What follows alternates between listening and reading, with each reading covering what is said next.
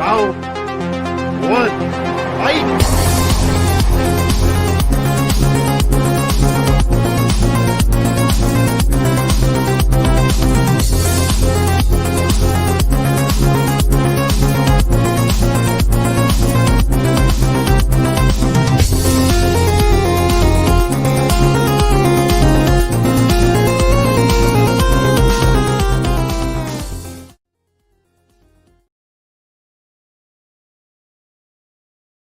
Hey, what's up, everyone? Welcome to another episode of Tournament Fights. I am your host, Jordan, the movie hero Anderson, and with all the punctuation because on my name, because tonight it is movies with punctuation in the title. So we didn't call it best of because it's basically just almost all the movies we could find with punctuation in the title. I mean, we don't have every because there is probably a good little over 100 of them probably, but we got all the ones that we could. Tried to keep specifically the ones that have something at the end, whether it's a good movie or not, as a question mark, an exclamation point, a period, that kind of thing. And then we kind of pulled some other ones here and there. So yeah, but welcome. And yeah, this should be a very interesting one. We should have some movies on here that will be the first time they've ever appeared on Tournament Fights. So, but I'll go ahead and I'll introduce our panel for tonight.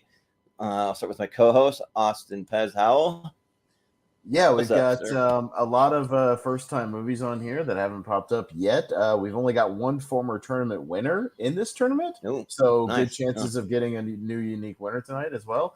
And we didn't include the colon because the colon, that's like every movie with a subtitle. So we can't include that. So it's punctuation other than colon. So because that would be literally every like part 2, part whatever, something with a subtitle. Yeah, that's just too much. We can't do that. So we excluded that, we should say. Yeah. It'll be funny if the one movie that's won a tournament fight before ends up winning tonight. It won't happen. It ends up being a heavy favorite, so it might depend on what it's up against. You'll know it when you see it, but it's a pretty heavy favorite. So yeah. Well, we also have Malcolm. How's it going? It's going good. Should be a lot of fun, and can't really see what movies come up. And I always like these on these really unique tournaments because there'll be somewhere we're just talking about all of our favorites over and over so many times, and then we get something unique like this where we're gonna talk about a lot of different movies. So I like that. So yeah, but we also have Richie, Goodacre. How's it going? Richie. Is it Richie? You, Richie? Are you there, Richie? It's us, movie hero. Yeah, is that a movie that's in theaters right now. Yeah. So I'm here, looking forward to it. And breaking news, guys! I didn't know if I was going to stay for the whole show. Now I can. So there you go. Oh, nice. There you go. Yeah. So now you need to change it to exclamation marks. Richie can stay. Yay! Yay me! Yeah. Right. But last but certainly not least for now, we have Matt Mageau, aka Soda. How's it going? Doing pretty good, guys. You? Yeah, not bad. Yeah. Looking forward to this. I love these lists where I go in and don't know anything about them. Sure. I don't know what's on them, so this is going to be a surprise for me. Yeah. Well, usually for those ones, I end up getting a lot of good recommendations that I haven't seen before. So that's good. Yeah. And then we'll have Wolfman joining us a little later. He's just getting off of work and getting situated. So, but yeah. So I guess Austin, do you want to break it down? I'll be your bracket master this evening. Yeah, like I said, a lot of unique movies that haven't come up before, so it should be interesting. Everybody kind of knows what to do. We'll go around the horn when the movies come up. Keep a decent pace. Roughly 30 seconds or so. Pop. Everybody vote. You got to vote. Whether you've seen it or not, you can vote for any reason. And for this tournament, depending on the punctuation involved, I will try to reflect that when I announce the movie. Okay. So, mother, shit like that. Depending on what the actual, punctuation in the title is. So we'll see. And also, I don't mind the background changes. 2013, yeah. Well, I realized that. So for anyone a little bit behind the scenes on StreamYard, I have a tab for tournament fights, and I realized that I built the episode, everything on the tier ranker fights tab, so I don't have everything there. But I wanted to actually play this little intro, and that's over on the tournament fights tab. So I just switch over for a minute. So that's our last tournament fights. But yeah, so I guess there's just nothing left to say except for let's do this. We're going to play a wonderful game called Who is Your Daddy and What Does He Do? It's showtime. What do you say we cut the chit-chat? A-hole! May I see your invitation, please? Sure. Here's my invitation. Let's do this, Schmidt. Yeah. Just like we always do, Jenkins. Jacob. Oh, sorry. I want to ask you a bunch of questions. And I want to have them answered immediately. I mean, come on, I just don't see a problem here. Let's just do it. Yeah, let's do it. I'm pumped.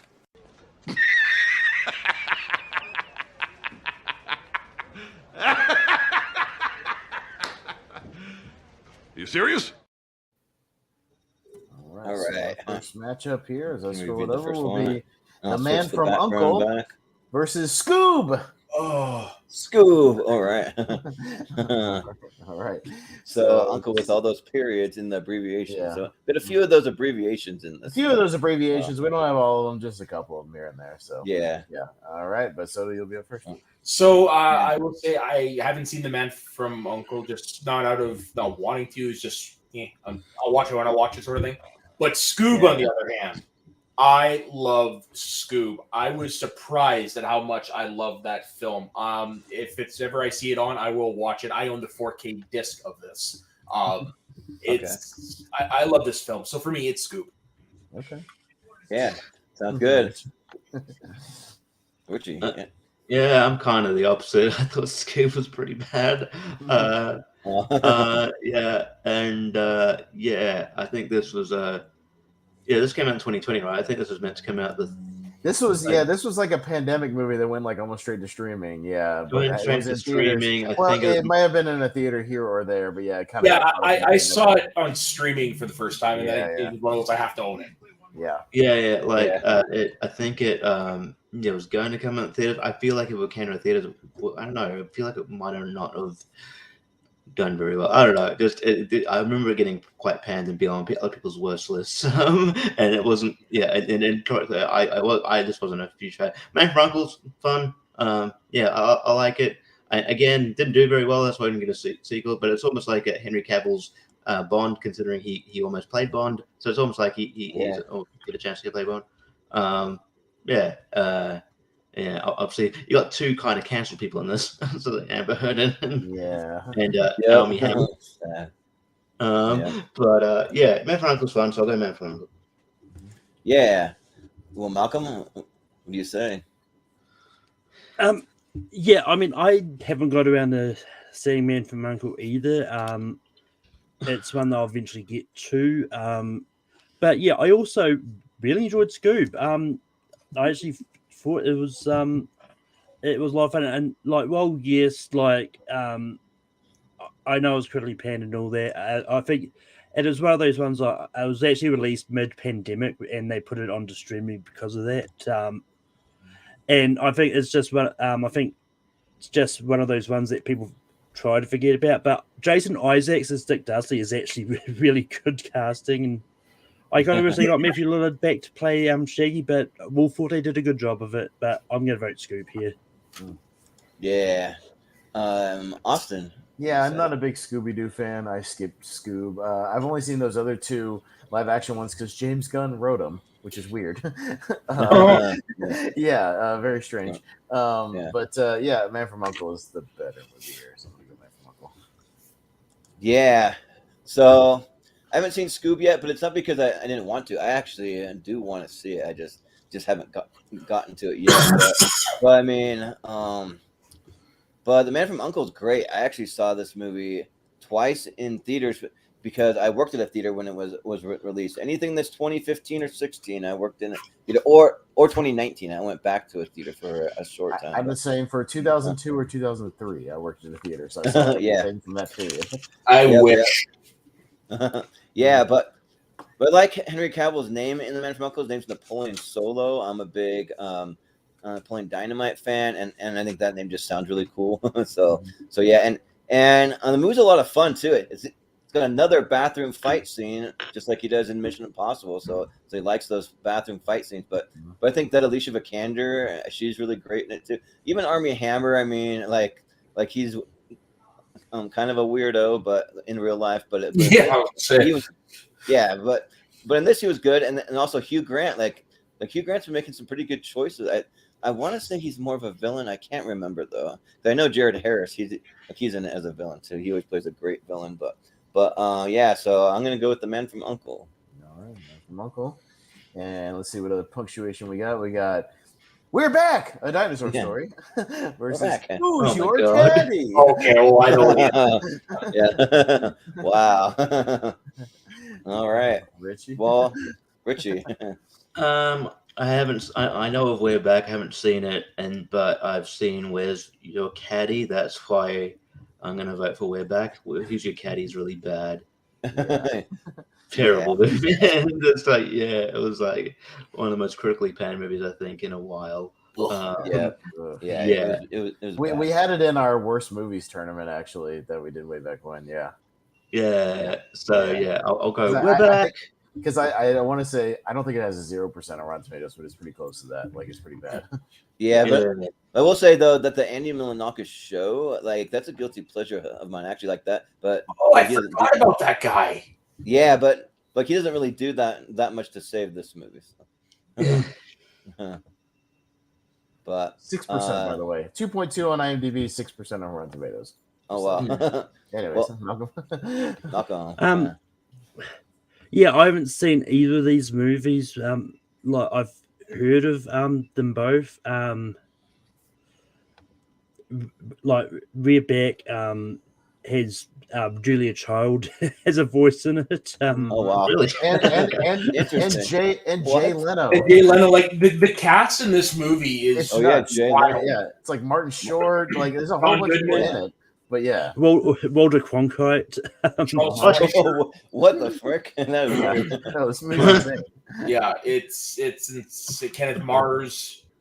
Yeah, like great cast. Larry King. But yeah, I mean, it sounds interesting. But funny enough, I'm actually really like just reading up about Who's Your Caddy. It sounds really interesting. It's not. Trust me.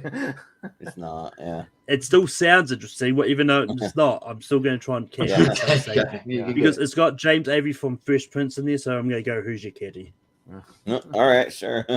Trust me, Malcolm. If you'd seen Who's Your Caddy, like I have, because I watched it for that worst movie, and me, every joke is like, oh, rich, uptight white people dealing with black people. That's the whole movie. That's the whole racism. Yeah, racism. Right. That's hilarious. and it has another canceled person in it, Jeffrey Jones. Ooh, don't talk about. Ooh, really? Oh yeah. Yeah, he's like the head of the country club or whatever. Ew. Yeah. It's like right before all that shit went down too. So We're Back is not a great movie. It is a short movie. It's like 70 minutes. It flies by. But yeah, I just watched it recently. Me and Jacob are going to talk about it, but it's not great, but it's not the worst. So I'll say We're Back. Well, the funny thing is, We're Back. A dinosaur story. I'm also about 70 minutes, I think. So that's what I'm saying. No, that's why I said that one is 70 minutes. Yeah. I was gonna say it. Like it. Oh, you're talking about Who's Your Caddy? No. But yeah, Who's Your Caddy is really bad. Like I have a hard time getting through it. I mean, I did watch it all, but We're Back. I think that it's decent. I remember I actually saw it in theaters when it came out, but and then some of the people that they pick are like pretty spot on, like Walter Cronkite playing Captain News Eyes or whatever, and just like that kind of like weird casting. But it does have Jim Cummings doing some stuff. He's a great voice actor, and if you haven't followed him on social media, he's a great follow too. He's pretty entertaining. But yeah, I gotta go with We're Back. Yeah. Matt? I haven't seen Who's Your Caddy. I have no interest in seeing Who's Your Caddy. However, We're Back. That was a staple of my childhood. I owned the VHS of that. I watched it a lot. With that being said, it didn't hold up when I watched it a few years ago. However, it still was a decently enjoyable film. And with that voice cast, like, come on.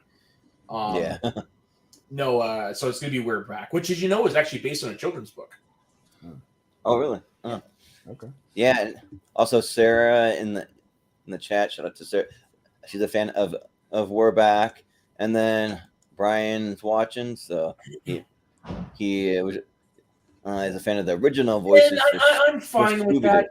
For me, I was always fine with that because it's not supposed to be those characters, right? Yeah, it was like a new generation. It's a different take. It's an Elseworlds take. So I personally was fine with that.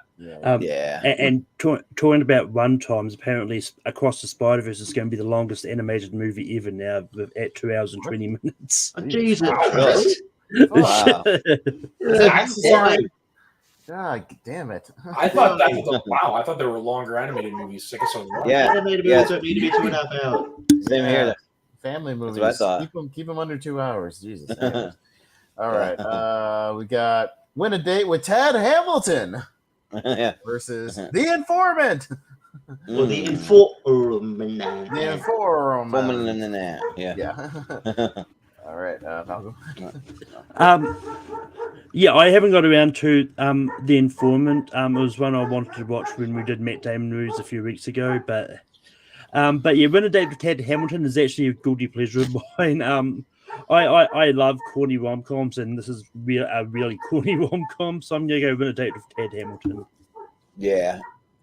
Austin, what do you say? I think Win a Date with Tad Hamilton. I'm trying to remember what year it was. That was like early 2000s, but it was 2004. Yeah, I remember seeing this trailer everywhere before it came out. Like everywhere. Yeah, it was the posters all over every movie. Yeah, it was everywhere. And yeah, I think I saw it once. It was whatever. Okay. The Informant's a lot of fun actually, and yeah, it's one of Matt Damon's more quirky like performances, and it's a good time. So I'll go The Informant. Yeah. So for me, I think Win a Date with Tad Hamilton is one of the worst movies ever made. This movie sucks. It is bad.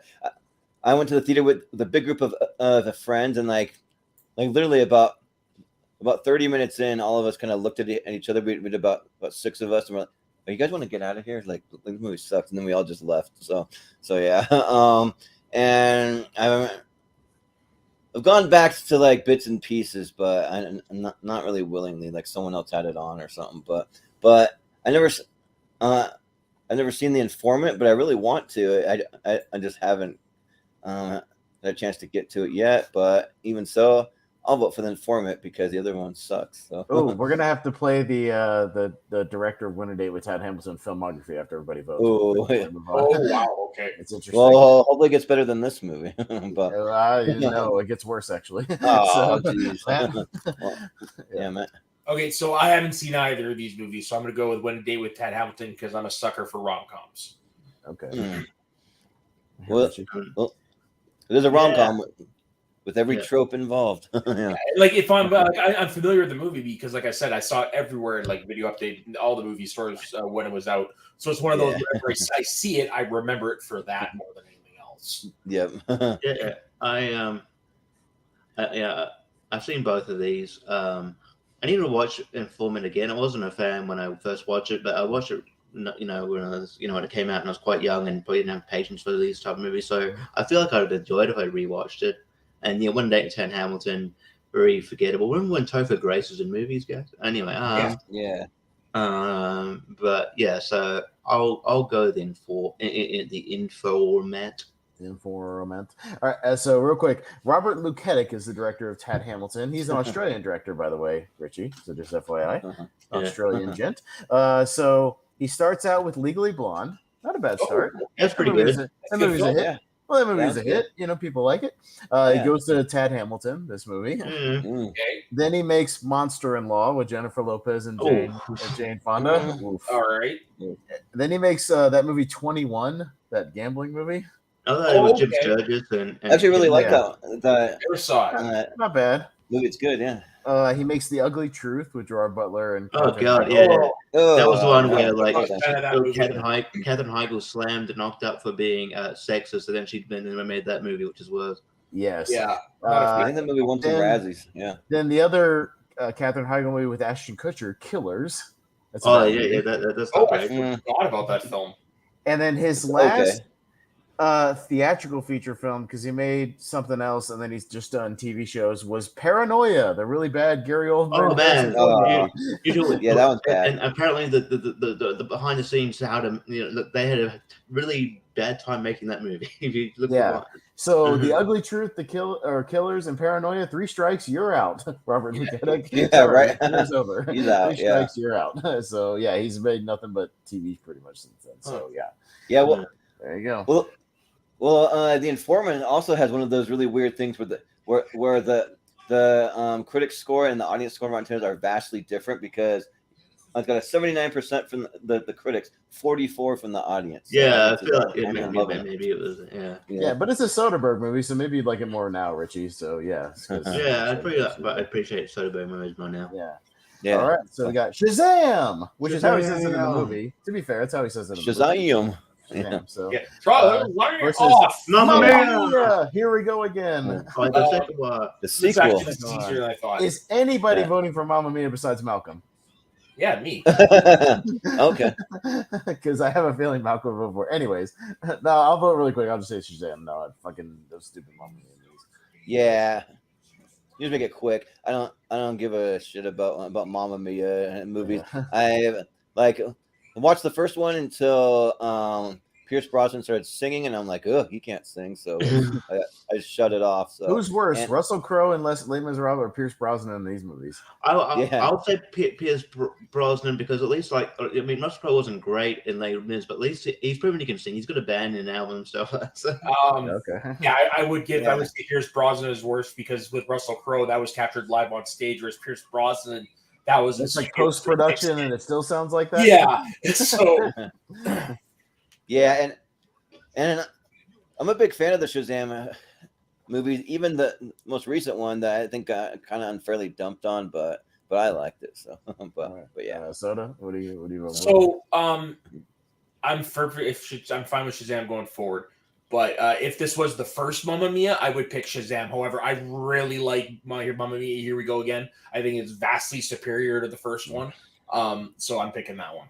Interesting. Okay. The second one has a lot higher. Like the other one feels more like they recorded a production of it, whereas this one actually feels like a movie musical. If that makes sense. Yeah, totally. Richie, and plus Lily James. Like, come on.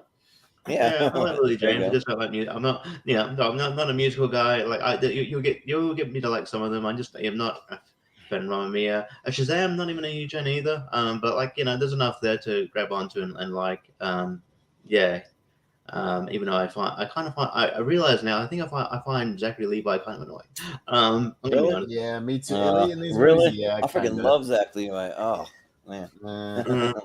Yeah, I don't know. I just find him a bit. But then you guys watch Chuck? That he's alright, Chuck. But I don't know. Just I just find him. But yeah, I'll go. Yeah, when I saw Mamma Mia, Here We Go Again in theaters, I was the only single male in there. Okay. Everyone else was going to interact with their significant others. Yeah, makes sense. It's like more of like a movie that the director of Mamma Mia, Here We Go Again. His name is Ol Parker. Yeah. Ol Parker. Ol Parker over there. That sounds like a wrestling manager from the 80s. Yeah. Colonel Parker. Yeah. It's a movie everyone's girlfriend or wife drags him to. This Ol Parker movie. Yeah. He just directed that Ticket to Paradise movie with Julia. I saw bits and pieces of that. That looks like something. I was like, yeah, no, I'm not sitting down watching this. Yeah. Anyway, sorry, Malcolm. Go ahead. Yeah. And you are muted. Your mic is off, Malcolm. Yeah, I mean, I enjoyed both of the Mamma Mia movies. And yeah, I mean, I agree. Pierce Brosnan's not the greatest of singer. But it's one of those ones like I know when they announced the sequel to Mamma Mia, and then they said it was going to be a flashback telling basically the same story as what they did in the first one, just actually showing it happen. It was like, it's not going to work. But it worked. But then again, I really do enjoy the first Shazam. The sequel's fine. It's not nearly as good as the first one, but I'm going to go Shazam on this. All right. And Sarah, she says that she heard they're making a Mamma Mia 3. I heard that there were talks. Yeah, I mean, I guess they make money, so they've made money. Yeah, sure. And they need ABBA's music. Come on, man. Yeah, but pretty soon they're gonna run out of ABBA songs. Yeah, we got SLC Punk versus Can You Ever Forgive Me? Yeah. All right. Which there is an exclamation mark on IMDb. It's just not on that particular poster. So yeah, but it does have one. Jordan. So I have seen SLC Punk. It's just been a long time. I literally back in the day when I used to work at a Hollywood Video, I remember renting it when it first came out. I remember it being like a cool kind of slice of life of that like skateboarding culture and that kind of thing. And also, I was born in Utah and lived outside of Salt Lake City, so I was familiar with a lot of the areas that they were talking about and stuff. So I appreciate that. And can you ever forgive me? I tried to watch it for this, but it wasn't streaming anywhere. So I tried to torrent it. Currently, my torrent is at 34% and not moving fast. It says it has like 10 hours left to download because sometimes torrents one guy has it on a torrent. It's one file. Yeah, right. Yeah, so I'm like, dude, I can hook you up with a website. Yeah, after the show, not on here. But I can hook you up with a website that has like so many on there. A definitely legal website. You gotta deal with pop-ups at first, but you just stream it. A very legal streaming website. We'll talk off air, yeah. but so I'm gonna vote for SLC Punk because I heard Can You Ever Forgive Me is really good and it's one of the better Melissa McCarthy performances. So I really want to see it, but I just wasn't able to. So it'll be SLC Punk for me. Matt. So once again, I have not seen either of these, but I'm gonna go with SLC Punk because of its reputation as an indie film. Yeah, I'm good. Richie. Yeah, Can You Forgive Me? I haven't seen it yet, but I know it's supposed to be like one of Melissa McCarthy's better performances, and yeah, she can prove that she can act, which is it is frustrating. Like Melissa McCarthy, Adam Sandler, like there's frustrating where like you've proven that you are a brilliant actor, capable of even Will Ferrell to a degree. Capable of winning Oscar noms, and then you do these. In Melissa McCarthy's case, you do movies with your husband that are fucking bad. Terrible. I'm sure Bill Falcone, maybe a nice guy. He's a terrible director. The funny thing is that Melissa McCarthy's husband is in this movie because he's in the cast, but he's not directing it. Yeah. I'm sure he always shows up in her movies, even if he's not directing somewhere. Yeah, which is like really weird. Why do you got to put him in every single movie? I don't know. He has the clout, I guess. He's using the clout, going, "Hey." Like even this. I mean, if I had a famous wife, I'd probably do the same thing once. Like even Melissa McCarthy's Super Bowl commercial, he showed up in her Super Bowl commercial. It's like really? Yeah, but yeah. I'm pleasantly surprised at SLC Punk. I forgot that it had an exclamation point in it. But yeah, I actually really like it. I think it's underrated. I think it's one of Matthew Lillard's better performances outside of like Scream. I think it's fun. I think it's a lot of fun. I think it's a great movie. So I'm gonna go SLC Punk. Okay. Yeah. Malcolm, what are you gonna go with?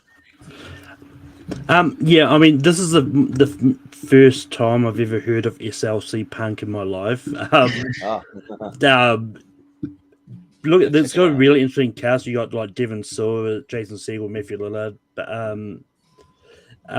but yeah, Can You Ever Forgive Me is Melissa McCarthy's best movie, and it's one of those ones that, I mean, as I always say, comedians have proven that they can shine when they go into more dramatic roles. This is Melissa McCarthy doing the same thing. So I'm gonna go. Can You Forgive Me? Yeah. Austin, what do you say? Still haven't seen Can You Ever Forgive Me because I just have no interest in watching Melissa McCarthy. I'm checked out on her at this point. So the only, I don't like the fact that she's in Little Mermaid. That sucks. That means I'm gonna have to endure her for a little while. I'm way more interested. I think it's good casting at least, but yeah. Sure, maybe, but I still am not happy about it. Yeah, I mean, from what I've heard from people who saw the clip of her singing "Poor Unfortunate Souls" in X CinemaCon, they are saying that she's really good. So, and I believe it. Like that is a role that's kind of built for her. It is. Yeah, I would agree. Mm-hmm. All right, we got Hey Arnold, the movie. Oh God! Versus 500 Days of 500. Summer because 500 is in parentheses. Yes. Yeah, with the parentheses. So yes. Was anyone else gonna vote for Hey Arnold? I was just say, Hey Arnold, the movie came out when I worked in the theater in 2002. I have actually seen it because I saw it.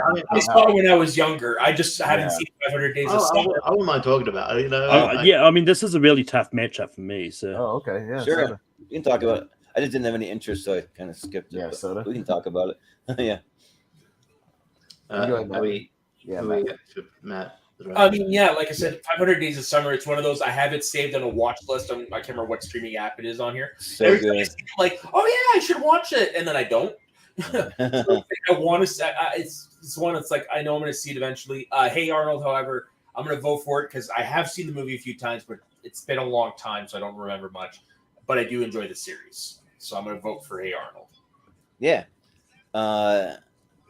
Richie, I've been a huge Nickelodeon. I was a huge Nickelodeon guy, and I still really dig the cartoons. I think that just bang after bang. I love Rockers Modern Life. I love Cat Dog. Love Our Real Monsters, and I love Hey Arnold. I do remember I haven't watched Hey Arnold movie in a long time, and I remember being kind of disappointed by it. I don't know why. There was just certain I don't know, maybe it was because of studio involvement and stuff. It just didn't feel like what it should be. And 500 Days of Summer, it's probably the better movie. But I do like that Hey Arnold movie exists. I wish they would kind of I don't know. I miss these type of cartoons. I love those Nickelodeon movies. So I'll go. I remember the plot. Yeah. Like I don't. What are you voting for? Yeah. Yeah, I can't. I'll go 500 Days of Summer. Okay. I don't know. Malcolm, you say? Yeah. I mean, like the Hey Arnold movie is a lot of fun. Like just like Richie, I haven't actually seen it in a while, and I'll probably eventually get back to seeing it. And I mean, appearing in voices in Hey Arnold the movie like Jennifer Jason Leigh and Christopher Lloyd. So I mean, they're probably the only two sort of apart from the actual voice cast. They're the probably only other two well-known people in this. But the movie itself is really fun, and that TV movie, the Jungle movie, that was going to come, that came out in 2017. I want to say. I forgot about that. That was initially planned to be like a theatrical movie, but they ended up cancelling it after the disappointing results of this one. But then they ended up resuming production later on. But yeah, I really enjoyed 500 Days of Summer though. It's a really good anti-rom-com. I know a lot of people put it in rom-com lists, but it's really, if you watch it, it's really not a rom-com. It's sort of more what not to do in relationships in a way. But yeah. As much as I love Hey Arnold, I'm going to go 500 Days of Summer. Yeah. Austin. Yeah, like I say, I saw Hey Arnold in the theaters just because I worked there. I mean, it was whatever. It was fine. It's just an extended episode of the show. You know, I mean, I didn't think it was.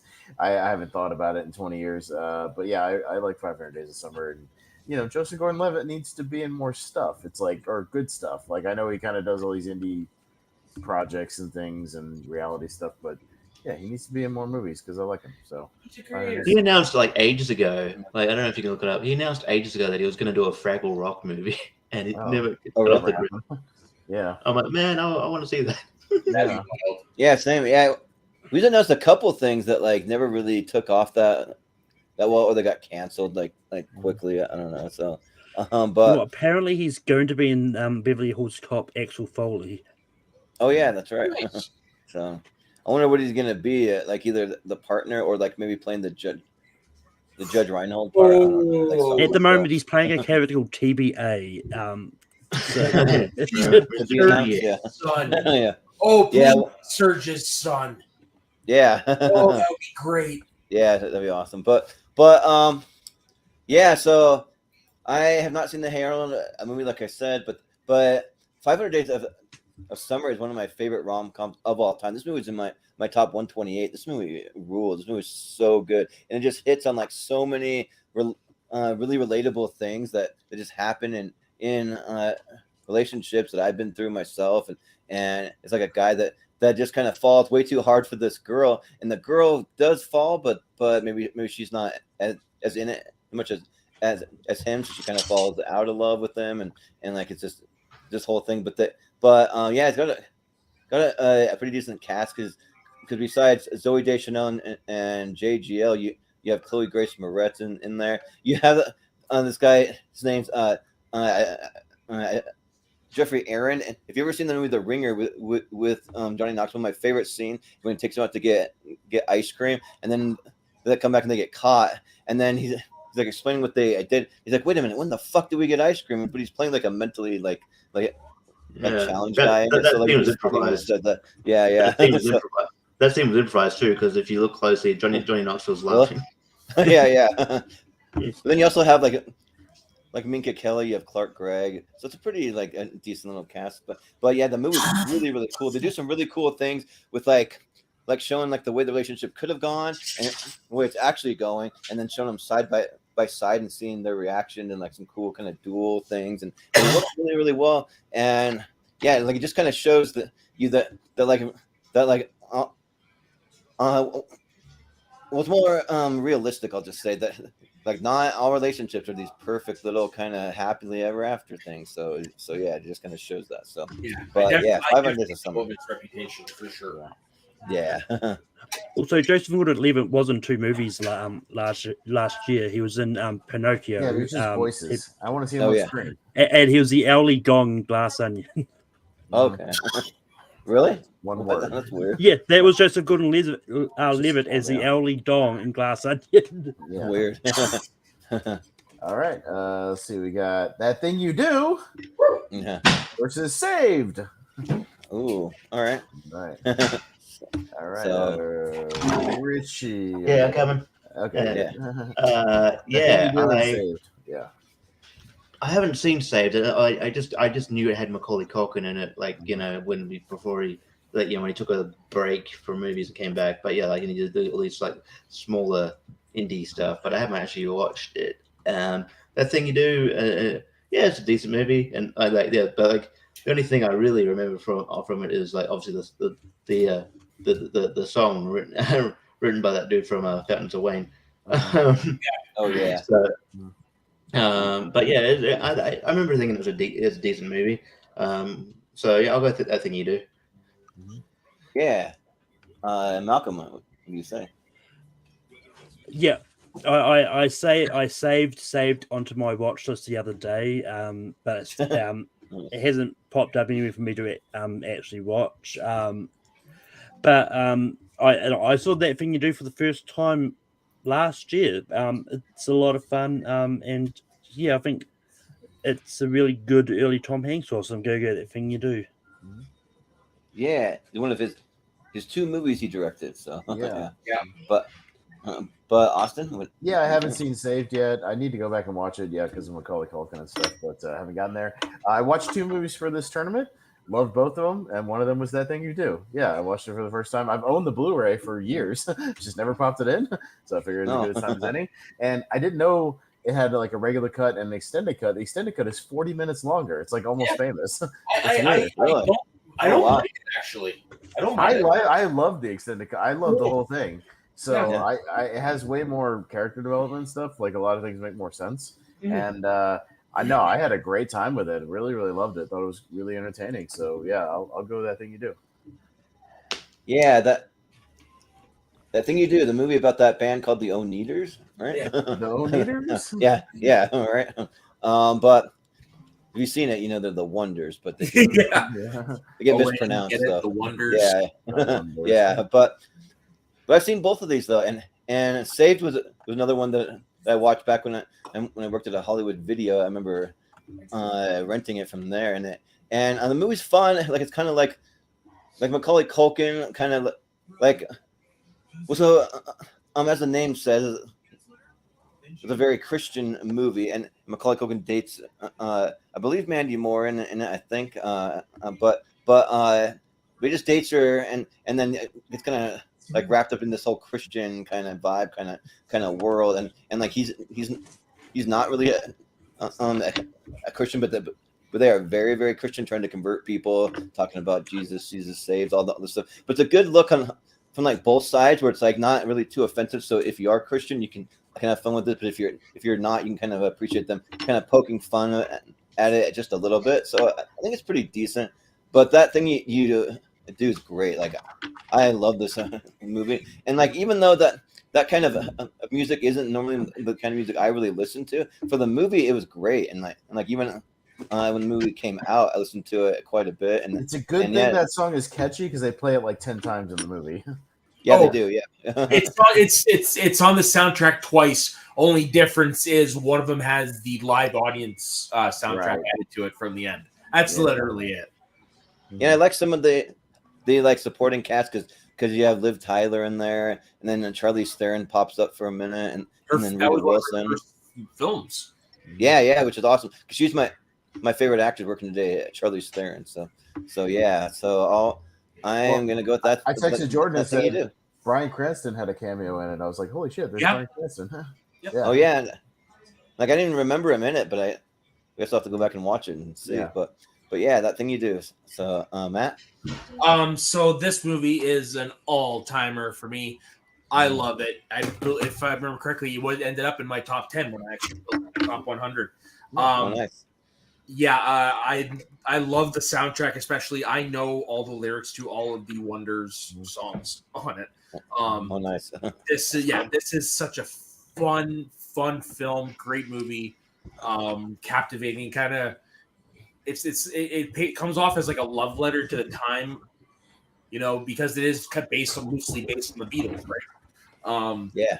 So yeah, no, I'm going with that thing you do any day. Yeah. All right. Well, that thing you do. All right. Got Reno 911, Miami. Yeah. Versus Fired Up. Yeah. All right. I'm just trying to reflect the punctuation, guys. All right. Right. What do you got? Yeah, I mean, I haven't seen Fired Up.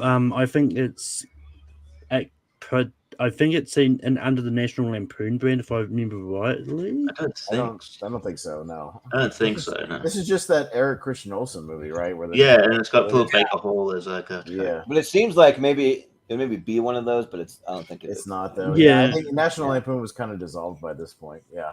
Yeah. But yeah,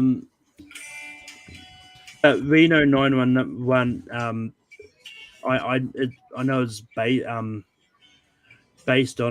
the TV show. I've been seeing the movie without sort of knowing anything about the TV show. Oh, nice.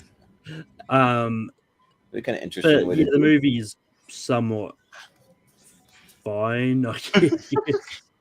I'm not overly fan of it. I've not seen Fired Up though, but it's got an interesting sort of cast in there. But I'm going to gradually go Reno 911 Miami. Sure, yeah. Well, Austin. Yeah, I never got around to seeing Fired Up again. I remember the trailers and stuff, just never got around to it. It got pretty poor reviews, so I just kind of skipped it. But yeah, I love Reno 911, the TV series, and I've seen the movie 2 or 3 times. It's been a minute, but I just remember The Rock has a good cameo in, and I think he blows himself he drops a grenade. He blows himself up with a grenade on a beach or something. Yeah, he does. Yeah, it's really funny. He drops a grenade, then he goes into it falls into this it goes behind the curtain. No, it's fun. Yeah, it's got a lot of good cameos. I mean, it's just a silly movie, but it's a good time. So I'll go Reno 911. Yeah. Jordan might be frozen for some reason. Okay, we'll come back to him. Soda. Yeah. Jordan, you're lagging. Yeah, you were frozen. Okay. Yeah, sorry. I was actually trying to like stop something from loading, and even though I'm pressing stop, it's continuing to load. But anyways, so I've seen both of these. I actually saw Fired Up in theaters when it came out. So, and I remember because like the girl that I was dating at the time we saw like literally every horror movie and every like comedy that came out, because that's what she was really into. So we saw them all. So and Fired Up, I think it's decent. I think that it's got like Nicholas D. Augusta. He showed up. The guy from Final Destination, was it? Yeah, he's in one of the Final Destinations. The Final Destination. Yeah. Yeah, he's in that, and then the main guy in the fifth one. Yeah. And then also he shows up in like one of the first seasons of that show, Heroes. He's Hayden Panettiere's boyfriend in it. So, but like basically in the movie, like it's just them going around to all these cheerleading competition and just hitting on all the girls. Like that's pretty much all it is, and just making cheesy jokes and that type of thing. It's fine. Like it's not really as bad as you would think. I actually kind of have enjoyed it, but it's no Reno 911. Like Reno 911 is an all-timer as far as like that cast, that group together, just them doing crazy shenanigans, having crazy antics. I'm a big Thomas Lennon fan, and even like all the other cast, like the one that plays the like Deputy Clementine Johnson, like she's pretty funny in it. I like the guy that plays the Deputy Jones, the black guy. He's good too. And then whenever freaking Nick Swartzen shows up too, is like the freaking like the like really weird, the really like weird like sort of gay like drug dealer guy. Like like he always cracks me up. So yeah, it's a lot of fun, and like just them going to Miami and like getting a shot at the big time, but they kind of get shit all over by all the other people, the cops there and that type of thing. So let's go Reno 911. Soda. I've never seen either of these, so I'm just gonna go with Reno 911 because I love me some Thomas Lennon. Yeah. Yeah, and apparently, like I don't know if Reno 911 is still going or if they're getting another season, but it is still a thing somewhere. Yeah, it came back or something like that. Yeah, they did a thing with Reno 911, like taking down QAnon or something.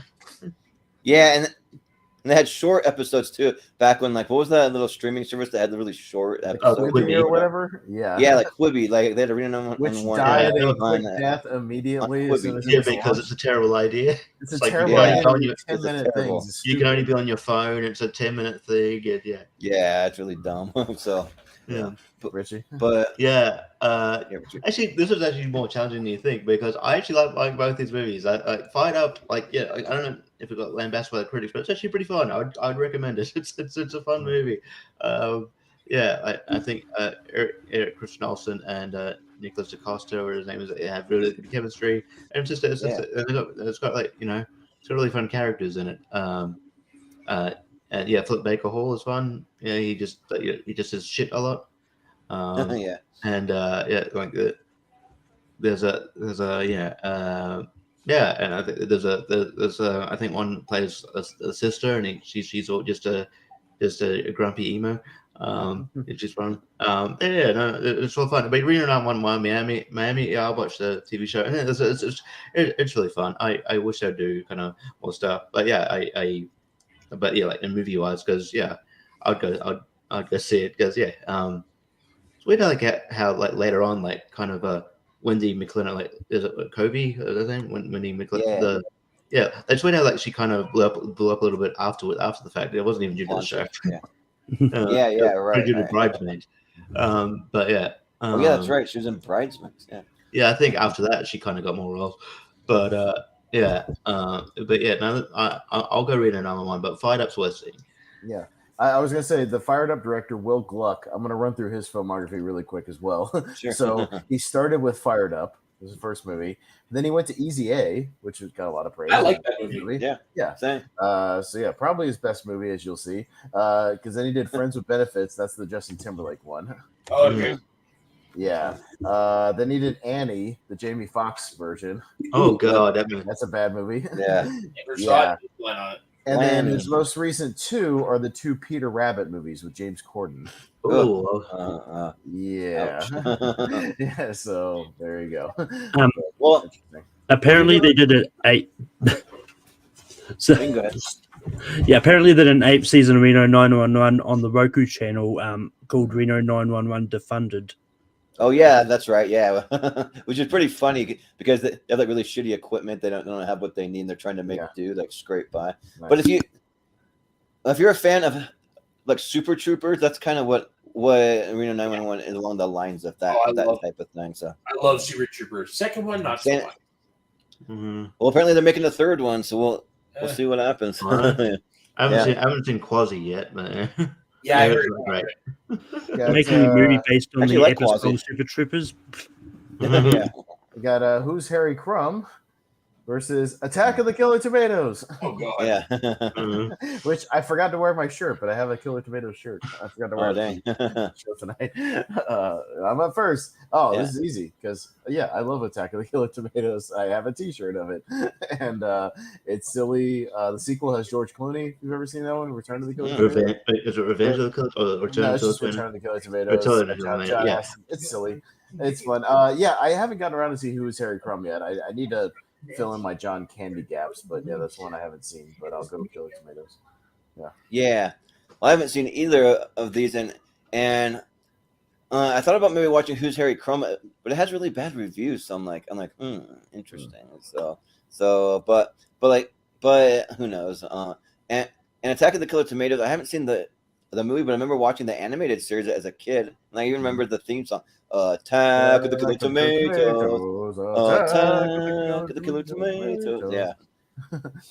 Yeah. So that's fun. So I mean, the cartoon series was fun, and actually the movie, it looks fun. I just haven't gotten to it. So yeah, I'll vote Attack of the Killer Tomatoes. I'll have to see if it's on Tubi. You should watch it, Richie. Yeah. We plan to. I brought that up a couple of times. Attack and Return. We'll do eventually. Oh yeah. Which actually works because I hate tomatoes. That's my like food I hate the most. So it's them just like squashing tomatoes the whole time. Yeah, so right. Yeah. But Soda, I haven't seen either of these. But this is tough because I want to vote for Who's Harry Crumb because John fucking Candy. Attack of the Killer Tomatoes, it has a reputation. Yeah. I guess I'm going to go with reputation over personal love because I got a feeling that's going to be the one that wins. So, Sure, yeah. Sounds good. Richie. Yeah, I haven't seen Who's Harry Crumb. But Attack of the Killer Tomatoes is more my speed. This looks like a lot of fun. Very on brand for the Tubi podcast to do. So I will go Attack of the Killer Tomatoes. And they're both on Tubi. So there you go.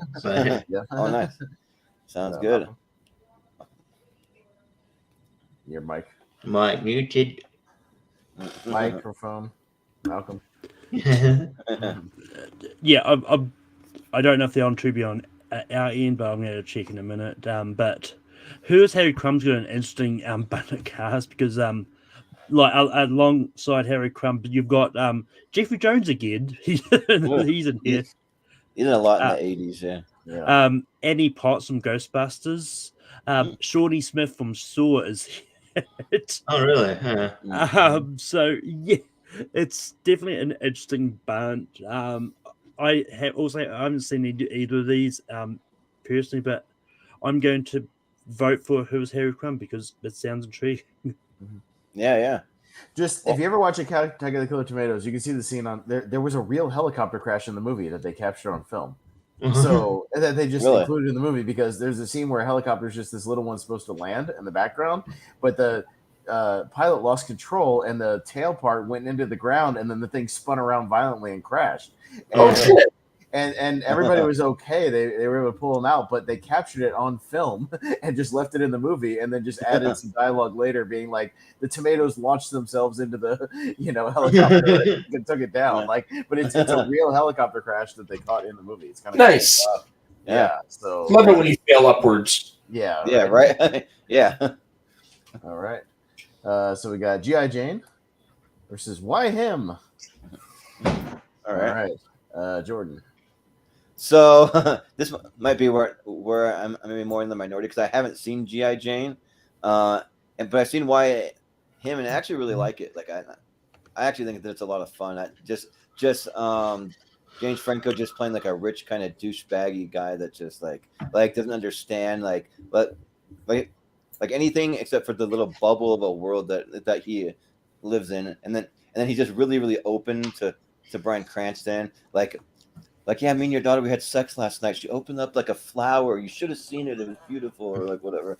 And then just Bryan Cranston being like just hating him and like being this like neurotic, protective dad. So I think it's fun. It's not the best movie in the world, but it's fun. And I just haven't seen G.I. Jane, so I need to see it. So and surprisingly, like G.I. Jane doesn't have the greatest reviews, but I still heard that it's really good. It's only got like a 50 on the Rotten It's Tomatoes. weird they dumped on it at the time, but I'll talk about it in a minute. But yeah, anyways. Yeah, so I'll go Why Him. But Matt, I haven't seen either of these as well, but I'm gonna go with G.I. Jane just because I remember it more in the zeitgeist, and I have a big crush on Demi Moore from that time period. So she's muscled up and sexy as fuck in this movie. I don't give a shit what anybody says, dude. There's a montage where she's doing like one-arm push-ups and a wife beater and these muscle shorts. Yeah. She's fucking sexy, bro. like sure, she might have been one of the hottest women in the 90s. Like honestly, totally. Like for me, the most attractive she's ever been, oddly enough, was in A Few Good Men. Yeah. She's pretty hot in uniform. Yeah, she's in uniform a lot in this movie too. G.I. Jane 2, I can't wait to see it. All right. Richie? Too soon. Yeah, right. I had a few good men on in the background, you say, but just playing on, just something to play on. But I've always wanted to see G.I. Jane. Haven't got around to it. I need to get around. This might force me to do that. So, but yeah, Why Him's fun, but it's not like anything that's gonna like be on any, like I'm gonna bring up oh, you need to watch this movie or anything like that. But it's whatever. It's fun. I think Bryan Cranston and James Franco have decent sort of chemistry. And there's decent one-liners here. But yes, I'll go Why Him, but not enthusiastically. I'm sure if I saw G.I. Jane, it wouldn't be a competition. But I'll go Why Him. Yeah, it's also kind of funny seeing Bryan Cranston like try to work the like overly complicated Japanese toilet. That's like, I don't know. That just makes me laugh. But because there's not very many toilet scenes that are actually funny. It's like that and Dumb and Dumber, like that I ever laughed at. So great scene. Yeah, but Malcolm, what are you gonna go with? I actually haven't seen G.I. Jane. It's been one I've wanted to see, just hasn't come up anywhere. I have seen Why Him. I actually enjoyed a little bit, but I'm sorry, I'm going to steal the filmography game for this one because I just looked it up. He's got a really interesting filmography of Why Him. John Hamburg started off in '98 with Safe Men, which with Sam Rockwell. Then he went in 2004. He did Along Came Polly. Then he followed that up with I Love You, Man. Then Why Him, and his most recent movie as of 2022 is Me Time with Kevin Hart. Oh, that movie sucks. Yeah, that was bad. Oh, but yeah, I'm voting for Why Him. Yeah. How is the better movie not going to win this fucking thing? This is stupid. Because we haven't seen it. Oh no, I need to watch it. God damn it! Because I watched G.I. Jane for this tournament, and G.I. Jane fucking rules. This movie was great. This movie was awesome. Demi Moore did all this shit. Like it's fucking great. Like most of the movie's just her doing like the SEAL training stuff, and it's great. And Viggo Mortensen's like not the drill sergeant because it's the Navy, it's like the Master Chief or whatever they call it. And it's appalling, dude. She won the Razzie that year for Worst Actress, which is stupid. Yeah, she's good in this movie. Like it's like I don't know what the fuck is wrong with the Razzies. Like they just nominate people for like no reason. Like it's like this isn't striptease. Like she did good in this movie. Yeah, right. You know, like it's just stupid. I'd be very curious. Don't you dare knock striptease. Yeah, right. I would be very curious what they nominate this year, considering we've had all good movies. You know what I mean? Like, yeah, they're gonna have to nominate like those Netflix movies and stuff. They're probably nominating things Reslie's always seem to find a way to find some terrible. Probably nominate Cocaine Bear or something like that. So, nominate things that bombed, but like were okay critically, and they'll just assume, oh, they bombed, so it wasn't a good movie, like Renfield or something. They're like, oh, Nicholas Cage in Renfield. It's like, no, he was good. Yeah, Renfield, that'll be one probably. So I'm going to show you. This is what it should be, but it's not. It is. Well, why him? Because of the votes, which is wrong. Anyway, incorrect. Anyways, you need to see E.T. the Extraterrestrial versus Moulin Rouge. All right. Rouge, yeah. All right, Matt, go first. Soda. Ferg, this is tough. This is really tough. I'm gonna give it to E.T. because, quite frankly, I think the film score is one of the greatest film scores of all time. Oh yeah, and it is so much fun to fucking play. It's my number one favorite of all time. Yeah. The movie, I'm definitely gonna go with E.T. just because of what it's E fucking T. Like Moulin Rouge is fun, but E.T. man. Yeah. Yep. Richie. Yeah, I'm not a huge fan of Moulin Rouge. I get it if people like it. I get it or something. I'm not really a fan of the modern sort of music being in sort of different time periods. It's weird. I just find it jarring. I don't know. I think Nicole Kidman looks bored throughout this movie. But E.T. is E.T.'s great, and I actually came to it like a lot. When I say I came to it late, I watched it I still watched it like a lot later than I probably should have. It is a lot of fun, and it got a lot of art to it, and so E.T. So I have a weird relationship with that movie. For the longest time, I actually did not like it, and because there were certain things in there that I hated, like Elliot's laugh and all this shit. And then I rewatched it a couple years ago, and then I realized I guess I was watching the extended edition the whole time. So it's like, that was a mistake. Because that extended edition just made me want to punch Elliot in the face. Yeah, you want to watch the version where the cops actually have guns. Yeah, they don't have whatever they have. It turns out I have both editions, but it was the extended I was watching the whole time. Okay. Well, Malcolm, you said. Before I go on this, I quickly looked up to see who else was nominated for Razzie the year Demi Moore won for G.I. Jane. Mm-hmm. Sandra Bullock, Fran Drescher, Lauren Holly for Smile Like Yours and Turbulence, and Lisa Swift were all nominated that year. I haven't seen G.I. Jane, but a lot of them I think I probably should have won. But yeah, it's not her though. She's fine in the movie. I know. But for this matchup, it's really tough for me because I really love Moulin Rouge. But it's one of those ones like I think we've gotten a lot of exclamation movies moving on, so I'm going to go E.T. on this. Sure, yeah. I'm Austin. Moulin Rouge gives me a fucking headache when it comes on. That movie's edited like fucking nothing I've ever seen, where it just gives me a migraine. That movie just jumps all over the place, and I'm not a fan. I only like one Baz Luhrmann movie, and that's Elvis. That's it. I'll go E.T. Yeah, I mean, Moulin Rouge is a movie that's actually growing on me. I'm not the biggest musical guy, but I do like a lot of the songs and the set pieces. I think the set's really cool. And like some of the songs like Come What May, I think that's pretty good. Or like the like tango that they do. Like even like Lady Marmalade for a little bit of it. Like it got overplayed. It went on the radio and it did all that. Yeah, but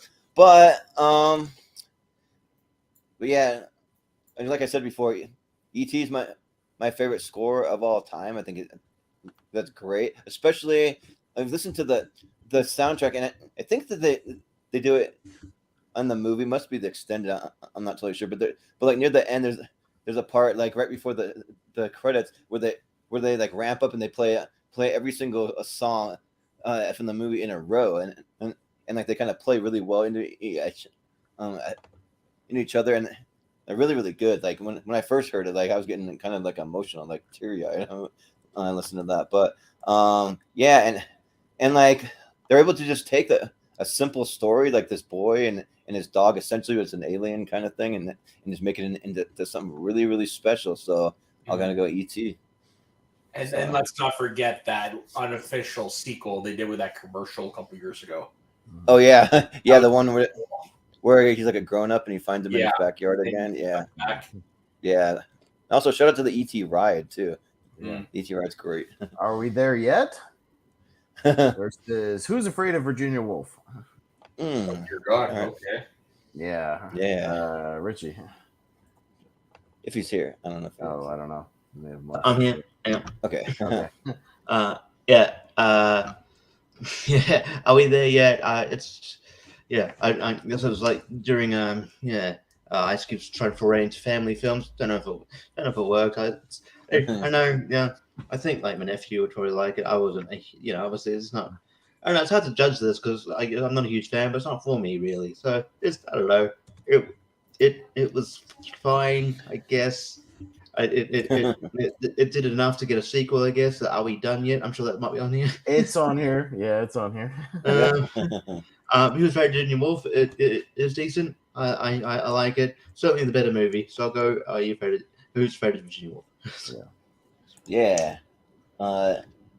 Malcolm, what do you say?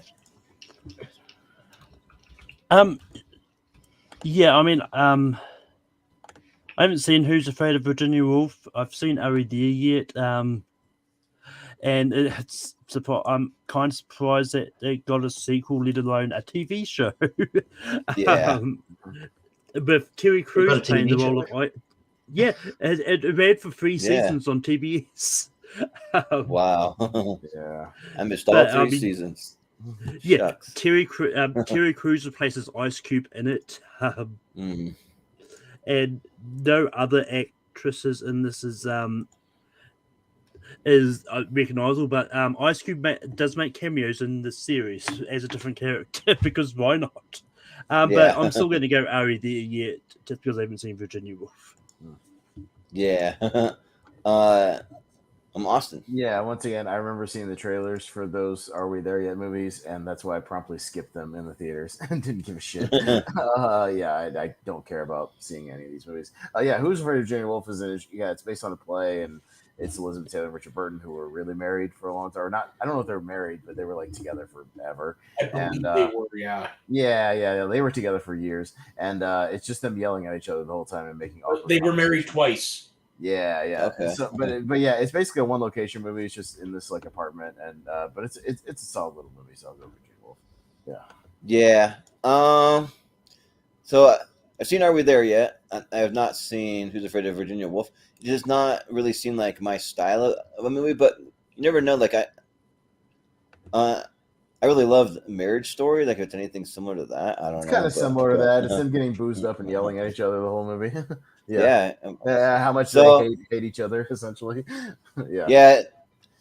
This one's kind of tough because I'm not a big fan of Are We There Yet? I thought that it was kind of okay to bad. Like on a scale of 1 to 10, it's like maybe a 4 for me, something like that. And it has Nia Long in it, who was actually really good in Missing this year. So if you haven't seen Missing, go see that. But it's a better Nia Long movie. But yeah, I'm just not a big fan. So you know what? Just because I'm not that attached to Are We There Yet, I'll go Who's Afraid of Virginia Woolf. Sure. It took me a while to realize that was Nia Long in that movie. By the way, I'm like, because I hadn't seen her. Right. I haven't seen her in ages in the movies, and I'm like, oh, okay, yeah.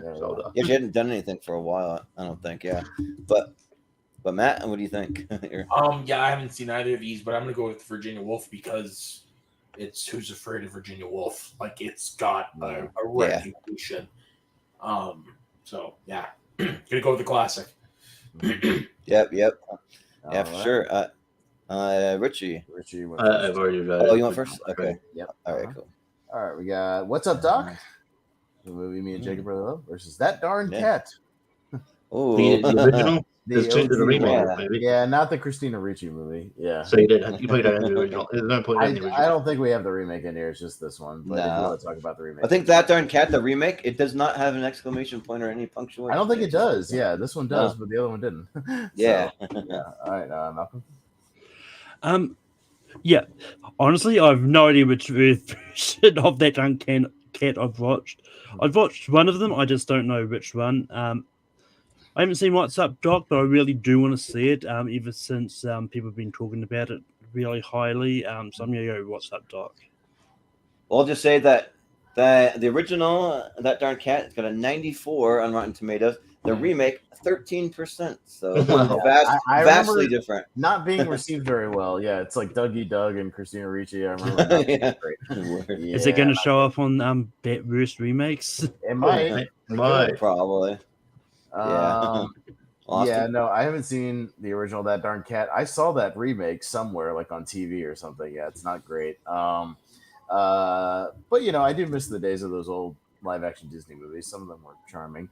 But yeah, I love What's Up, Doc. I know me and Jacob kind of discovered it on our show together, and we both are big advocates for it. It's a great throwback to just like old screwball comedies, and hey, it will make you a believer that Barbra Streisand can be sexy if you watch this movie. I'm telling you, I know sounds weird, but she and funny, all that. 100%, yeah. And Barbra Streisand is funny. And there's a lot of character actors that show up, like in different scenes. It's really, really fun. I definitely encourage everybody to see it. So, What's Up, Doc, for sure. Yeah, like, so.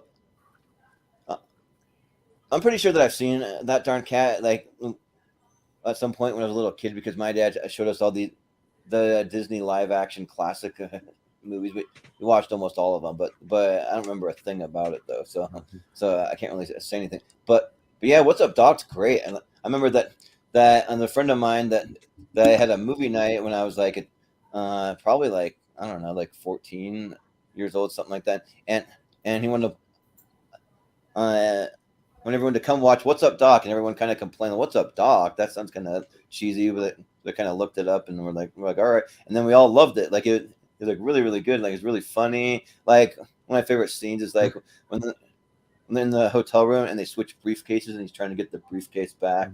Like there's some good stuff. They're doing some good car chases. Like it's a lot of fun. And yeah, it's got like some of those character actors, like it's Madeline Kahn, which she's in Clue, I think, and Blazing Saddles. Yeah, it's in Blazing Saddles. So yeah, she's good. Even Randy Quaid shows up for a minute. So yeah, it's a fun time. So yeah, I'll go with What's Up, Doc. Soda. I never heard of What's Up, Doc. I think I saw That Darn Cat when I was younger. I know I saw some of those live action films. So I'm gonna go with That Darn Cat because I've heard of it. Okay. Yeah. Sounds good. Both Richie. versions of That Darn Cat's on Disney Plus. That's true. Oh, nice. Richie. Yeah, I've seen the remake of That Darn Cat with Christina Ricci. I remember liking it when I was a kid, but I think I went back and watched it. And I was like, yeah, it's not that great. But yeah, so I haven't seen the original. Maybe I'll get around to it. But yeah, like you guys have sold me on What's Up, Doc. I probably will do want to watch it at some point. Yeah, it sounds fun and up my alley. So I'll go What's Up, Doc. Yeah. Yeah, I would just say I was skeptical when I went into it, Richie, and I loved it. I loved it. Yeah. So, yeah, it's really, really fun. But yeah, all right. We go to Oliver, which is a Malcolm favorite, I think. Versus Teen Titans Go to the movies. Yeah. Oh, yeah. Well, the exclamation mark's in the middle, so yeah. Yeah. Right. Me first. Yeah. I know I've seen that Oliver movie at some point. I think in school or something. They probably showed it. I haven't seen it since then. I don't remember a lot about it. And I haven't seen Teen Titans Go to the movies either. It's probably this hyperkinetic shit that I don't like, but the only reason I would watch it is because I think Nick Cage plays Superman in it. That would be fun. So I'll say Teen Titans Go, but whatever it is, I'm going to vote for What's Up, Doc in the next round. So that's fine. Yeah. So I have seen both of these. It's been a really long time since I've seen Oliver. I just remember like the big scene everyone remembers where they're all eating porridge. He's like, "Please, sir, may I have some more?" and whatever. So, and he's not really supposed to ask and all that. Yeah. So I mean, it's fine. I know it's also in Brian Nussbaum's top 128 showed up there. But and then Teen Titans Go. I'm actually more of a fan of just regular Teen Titans versus Teen Titans Go. But I mean, Teen Titans Go is what's popular and getting all these like TV movies or like straight to streaming, and then it got a theatrical. And this movie's actually funny, and for some reason it has a Stan Lee cameo, which is cool in a DC movie. But yeah, so I'll go with Teen Titans Go to the movies. Soda. Yeah, I'm gonna go with Teen Titans Go to the movies because I enjoyed it. It's not a movie I'm gonna like watch all the time, but when I watch it, I have fun. And yeah, I haven't seen all of them. Yeah. Sounds good. Richie, what do you say? Yeah, I remember watching all of it. Like, I think a similar thing at schools, like, when, like, how, like, it's, like, either, like, probably at the end of, like, term or, like, the teacher doesn't have much to do, so, like, they bring in that fucking TV with the trolley in it. Yeah, bring it in and put it in. It's like you babysit the kids. Like, yeah, just watch this. I saw Independence Day for the first time. Yeah. So, what G-rated movie will take up 2.5 hours of everybody's time? Yeah. I went to Catholic school and we watched Men in Black, and somebody's mom bitched to the principal. Oh, really? That's always fun. Yeah. Well, we actually watch R-rated movies, but we had to have a permission slip signed by our parent if we ever watched one. So. Yeah. I mean, I liked it fine. It's decent, but yeah, Teen Titans Go the movie is actually funnier than I expected. It's got a lot of like kind of more like adult humor than you would have thought. So yeah, I'm gonna go Teen Titans Go to the movies. It's probably it's not like a favorite, but it's fun. Yeah, sounds good. Malcolm, what do you say? Yeah, I'm like I've seen the actual show for Teen Titans Go to the movies, and it, the show of Teen Titans Go, but you know what I mean. Yeah. The movie, I was surprised by how much I enjoyed the movie, but Oliver's in my 128. I really love the musical, so Oliver gets my vote here. Yeah. All right. Teen Titans Go. Hot Shots. Yeah. Versus Are We Done Yet? Is anybody looking for Are We Done Yet? Fuck no. No. But I mean, look at my name. Yeah. Hodgepodge Part 2 is fucking great. God, both those movies. I loved you in Wall Street. Yeah, right. Yeah, and Are We Done Yet just throws in John C. McGinley or whatever. Like he's only. Yeah, who cares? All right, let's moving on. Anyways, Hot Shots Part 2 rules. Yeah, we'll move on. All right, Hot Shots. There's the original. Oh, there you go. He's more of a matchup. Oh, shoot. Versus Dude, Where's My Car? It could be kind of tough. No-brainer for me as well. All right. Yeah, that's the way they came up in the wheel. Yeah, I spun Part 2 and then two more later I spun Hot Shots. Oh well, that's what happened. All right, but Jordan, you're up first. This could be tough for you, right? So yeah, man. I kind of want to put through "Do Where's My Car" because we already have a Hot Shots in there, but to have a matchup of the two would be fun also. Because like for whatever reason, like I'm not a big fan of like either of these two when they're separate, but like just whatever reason, this was like lightning in a bottle for me. It just worked, and I do like Ashton Kutcher on that 70s show. I'll give him that. But and then Sean William Scott in American Pie. So, but yeah, strangely, this movie is very quotable. Like when he's like, "We're like, sweet. What does mine say, dude?" Like the tattoos, and then like when they go to the drive-thru, I've actually had someone at the drive-thru do the whole thing to me. I pulled up and they're like, and then you can put the food in my hand because I'm ready to eat, and then I'm gonna come in there and shove my foot up your ass if you say and then again. And then there's like when the girl the scene at the end with like the whatever they're like aliens or like something at the end where there's like a giant woman, and then the little kid's like daddy, I want to go on that ride. So do I, too, son.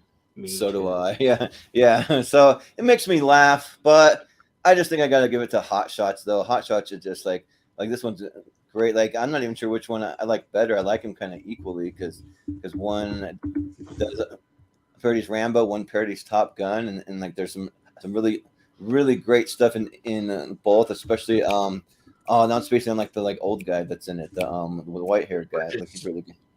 Lloyd Bridges. The what? Lloyd Lloyd Bridges. Lloyd Bridges. Yeah. Yeah, he's awesome. He just has the most random lines. If you're not paying really close attention, you'll like miss these. Like, I wish I was 40 years younger and a woman. Yeah, and a woman. Yeah. Like it's just some, or he's like I don't have a clue what you're saying, man. Not a fucking clue. Yeah. So no, sir. Bogey's at 2:00. 2:00. I still got time to get a burger. Yeah. Right. Yeah. So it's got to be Hot Shots. Yeah. Soda. So there are very few movies that I can say I hate with a fucking passion, and do. Yeah. Oh my god! That's fair. With that being said, Hot Shots is one of my favorite parody movies, if not my favorite. It's a toss up between that one and Part 2. It's such brilliant comedy. I love the way the parodying of the Dances with Wolves stuff. Tito, Jermaine, battery. Yeah. This one where they've got these, like, they're jumping out of a plane, and then they got like the Indian dude jumping out of a plane. They're all saying Geronimo, and the Indian dude jumps out of the plane. Oh, that's one he of the doesn't say anything. No, he just goes me. Yeah, that's one of the Aladdin movies. I think it's Aladdin and the Prince of and the King of Thieves. Yeah, because it's Robin Williams who does it, and I don't think it was in the first movie. But oh god, no, Hot Shot. And plus, the dream lover scene. And where he's cooking a fucking breakfast on her stomach. Yeah. Like, great shit. I love that movie. Like does it have the scene where like she's first, like when he first sees her, she's doing something like crazy on a horse, like some gymnastics. So he starts doing the motorcycle shit where he's like dancing on the motorcycle and shit. Oh yeah, he's doing the motorcycle stuff. Yeah, that's what it is. Yeah, it's good. Yeah, for me, that's Charlie Sheen at his best. Yes. Oh yeah. Yep. Well, Richie. The thing is, I was actually prepared to do as Macabre, and as we were talking about it, I'm like, no, Hot Shots is actually pretty fun. Dude as Macabre is fun. I went into it because the trailers like, this movie looks stupid, and it's stupid, but like stupid in a fun way. I like Dude as Macabre in a stupid fun way. It's very dumb. I think for the longest time we were meant to get a sequel. I think it was supposed to be like Seriously Dude was Macabre or something. It was supposed to get some sequel, but it never happened. But like. But I do enjoy this movie, sort of unironically. But yeah, I think I'll go Hot Shots as well. I think there's maybe more memorable, like genuinely funny moments, and it's not like I enjoy it more than just a guilty pleasure type thing. So I'll go Hot Shots. Yeah. Malcolm? Father. Yeah. Yeah. I really hate Where's My Car. Thank you. No, it's just a movie that I watched like about 20 minutes and was like, what the hell am I watching? Turn it off. And it's just one of those ones that just like Borat a few years later, this was quoted endlessly to the point I was like, dude, I had to say to people, dude, stop quoting it. It's not funny. I still quote it, but it's such a people still quote it, but not as much as they did back when it first came out. Just like people still quote it, but not as much. Those jokes are so beaten into the ground. The dead horse is unrecognizable. Dude, it's an emu. It's not an emu. It's an ostrich. So it's no secret that I'm going to vote for Hot Shots in this one. Yeah, I can kind of see how, like why people want to turn it off. Like in the beginning when they gotta go get presents for the girls, or like they're waiting for their presents. They think they're gonna get sex, but it's the and then scene and the dude did the tattoo. What does my tattoo say? Yeah. Fuck up. Yeah. Like, but God bless you. If you guys love it, like right on. You found something in it that I never could. Well, it's a product of its time. Like I laughed at the thing. I watched it at the age I was supposed to watch it at, and I still hated it. Okay, yeah, that's fair. Yeah, but Austin, I haven't seen that movie, Dude Where's My Car, in like over 20 years, so I don't know if it's good or not. I don't remember anything about it. It's on HBO Max right now. I might rewatch it just to see and I'll see where I stand because I couldn't tell you either way. But yeah, I want to see Hot Shots. I want to see Hot Shots versus Hot Shots Part 2, and I'll just say that Danny Liner, the director of Dude, Where's My Car, made a better One Crazy Day movie called Harold and Kumar Go to White Castle. Oh yeah, God bless him. yeah, much better movie. Yeah. So there you go. All right, we'll have that Hot Shots match next. So let's go to the other side. Yeah. All right. I have to say, back in that 2000, a lot of those movies were getting random animated spin-offs. I'm surprised they didn't do one for Dude, My Car. Yeah. Mm-hmm. Yeah. All right. Let's go over and see what we got on the other side. All right, we got 50-50 versus Whatever Happened to Baby Jane. All right. Soda. Who's up first? Soda. Soda? Yep. Sorry, I had to step away for a second. Sorry. Yeah. Sorry, I had to step Like away trying to squint to see, like, is he? And I also thought that I was first. Okay. No, I'm That's all gonna good. go. I haven't seen either of these, unfortunately. But I'm gonna go with Whatever Happened to Baby Jane because of reputation. Okay. Yeah. Sounds good. Richie, what do you say? Yeah, I haven't actually seen What Happened to Baby Jane, but 50-50 is really good. I think it's still underrated. And like Jessica Rabbit, Seth Rogen have good chemistry. Anna Kendrick's really good in it. It's just it's got a like funny people vibes in a way. And sort of good one. It's just like I like the scene where like I think Seth Rogen's trying to make Jessica Rabbit feel better. It's like, you'll overcome cancer. You know what happened to Patrick Swayze? He's like, he's dead. He's dead. Oh, okay. What? Yeah. He died. Oh, okay. He died? Oh, damn. But yeah, 50-50 I think 50-50 is great. So I'll go 50-50. Yeah. Malcolm. I haven't seen Whatever Happened to Baby Jane. It's once again, it's one that I've heard a lot about. Just haven't got around to it. I vaguely remember seeing 50-50 once. I just haven't gone back to it. I'm gonna go vote 50-50. Yeah. Austin. Yeah, I've seen pieces of Whatever Happened to Baby Jane, clips in here and that, but not all the way through. But yeah, 50-50 is good. Jonathan Levine's a surprisingly solid director, other than Snatched, the Amy Schumer movie. Which that one's bad, but he did this. He did The Night Before, which I know Jordan loves, and he also did Long Shot, which I know has a following. Yeah, they all have Seth Rogen. Yeah, a lot of Seth Rogen movies, but he also did Warm Bodies, which is a pretty solid movie. Oh yeah, that's an enjoyable film. So he's got a pretty solid filmography. So, but I'll go 50-50. I saw it in theaters. I haven't seen it since then, but I remember liking it. So. Yeah, and I've also never seen Whatever Happened to Baby Jane. Big surprise for me. It doesn't really seem like it's one that's up my alley, but 50-50, I saw it a long time ago, but I just don't remember a lot about it because it's been so long. I'm really due for a rewatch, but yeah, I'm a big Seth Rogen fan and Joseph Gordon. Love it, and this movie does kind of have vibes of funny people, but I hate funny people. I can't stand that movie. I think it's like then you call it unfunny people because it's not funny. Yeah, I say sorry, funny people. Yeah, but objectively wrong. But 50-50 though is good and it's funny and yeah, like I've been kind of on a bit of a Seth Rogen kind of podcast kick. He went and did a bunch of podcast circuits. One of the best ones I would recommend. So Tony Hawk has a podcast. Him and Jason Ellis. He's a comic and like they're just going off the wall talking about the most random shit. You can tell that Seth Rogen's just high as a kite on there, and it's just so good. They get into like some of the most craziest stuff that they're talking about and just laughing about random things.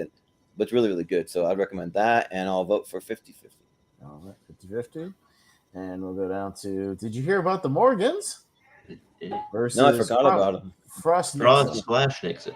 Frost slash Nixon. Yes. Yeah. You hear about the Morgans? That poster looks like the poster for what's that movie with Tim Allen and Kirstie Alley? Oh, Rich or Poor? Yeah. It does have that vibe. Yeah. I think that one's more of the takeoff of that classic painting. That painting, the hoe or whatever. Yeah, the thing. Yeah, the American Gothic.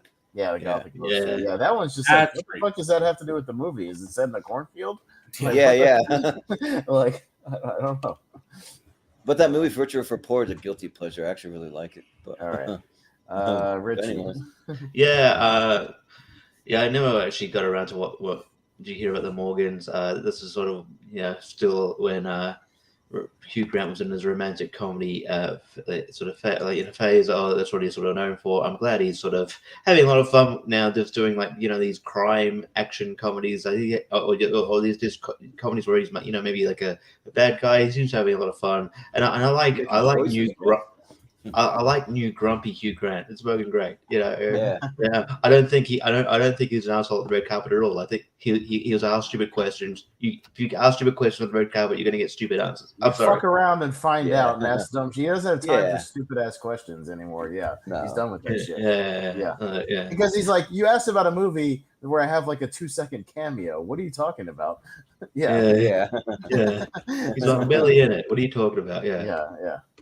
What am I? Who am I? Like who am I wearing? I don't care. I don't know. I don't pay attention. I'm wearing a suit. Bought a tuxedo. I don't give a shit. Yeah, right. I'm wearing a fucking suit. I just read this thing. Come on. Yeah. But Frost Nixon is compelling. Frank Langella is amazing. This movie, and Michael Sheen is really good. It's compelling. It is really compelling. It's very easy. Frost Nixon. Yeah. Yep. Malcolm, what do you say? Yeah, I've seen. Did you know about the Morgan? I actually enjoyed it a little bit, but Frost Nixon is still the better movie, so I'm going to go Frost Nixon. Yeah. I'm Austin. Yeah, I didn't bother watching Did You Hear About the Morgans? Any movie where it's like, did you hear about the Who or Meet the Who? Like, it's usually pretty bad. I can just know just from the title. Like, those are corny ass titles that I don't like. And but yeah, Frost Meet the Deedles. Yeah. I mean, there's a few exceptions. Meet the Parents being one of them, but most of the time, Meet the Feebles. Yeah. But yeah, Frost Nixon's great. I've seen that movie 3 or 4 times. It's really, really good. Great cast. Yeah, good Ron Howard movie. So I'll go Frost Nixon. Yeah. So if I would have had another couple of hours, I would have watched Frost Nixon because it has really good reviews. It's got a 93 still on Rotten Tomatoes. So yeah, and it has a really stacked cast. I mean, because you also have besides Frank Langella and Michael Sheen, you got Kevin Bacon, you got Rebecca Hall, Sam Rockwell, Toby Jones, Oliver Platt's really good in that movie. Yeah. So they're so it's a really good cast, and so I do still plan to watch. I may even watch it after this, maybe, but and I just avoided. Did you hear about the Morgans? Because whenever I see Sarah Jessica Parker now, I'm sorry, for me, she's been typecast as the Sex and the City girl. She just has. So yeah, well, especially considering isn't she doing another TV show? Or whatever it is. Yeah, they're doing another season of it, and because whenever I watch Bobby Lee's podcast, like he has cameos as like a doctor or something in it, but even Bobby Lee, he's like, I don't watch the show, like it's not a fucking show I like. I'm just in it. I'm like, all right, but yeah, so I'll go Frost Nixon. But Soda. I haven't seen either of these, but I'm gonna go with Frost Nixon just because of the historic significance of the event. So yeah, it's good. Sounds good. So Frost Nixon. We got Babylon AD, which Jordan insisted on being in this tournament. Well, I didn't make a big push. I'm just like we had to make some cuts, and I'm like, well, we already cut one other guilty pleasure, so I'm like, I'm going to keep this one because I actually what I see, I don't think it's going to get past. Well, good luck because it's going up against the naked gun from the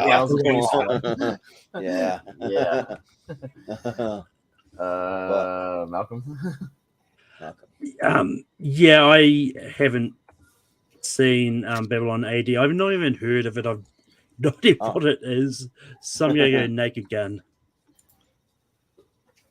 It's a decent little Vin Diesel sci-fi movie where he has to deliver this little girl across a post-apocalyptic place, and like he just runs into all kinds of crazy shit on the way people are after him and stuff. I think it's fun, but yeah, it's no Naked Gun, but Austin.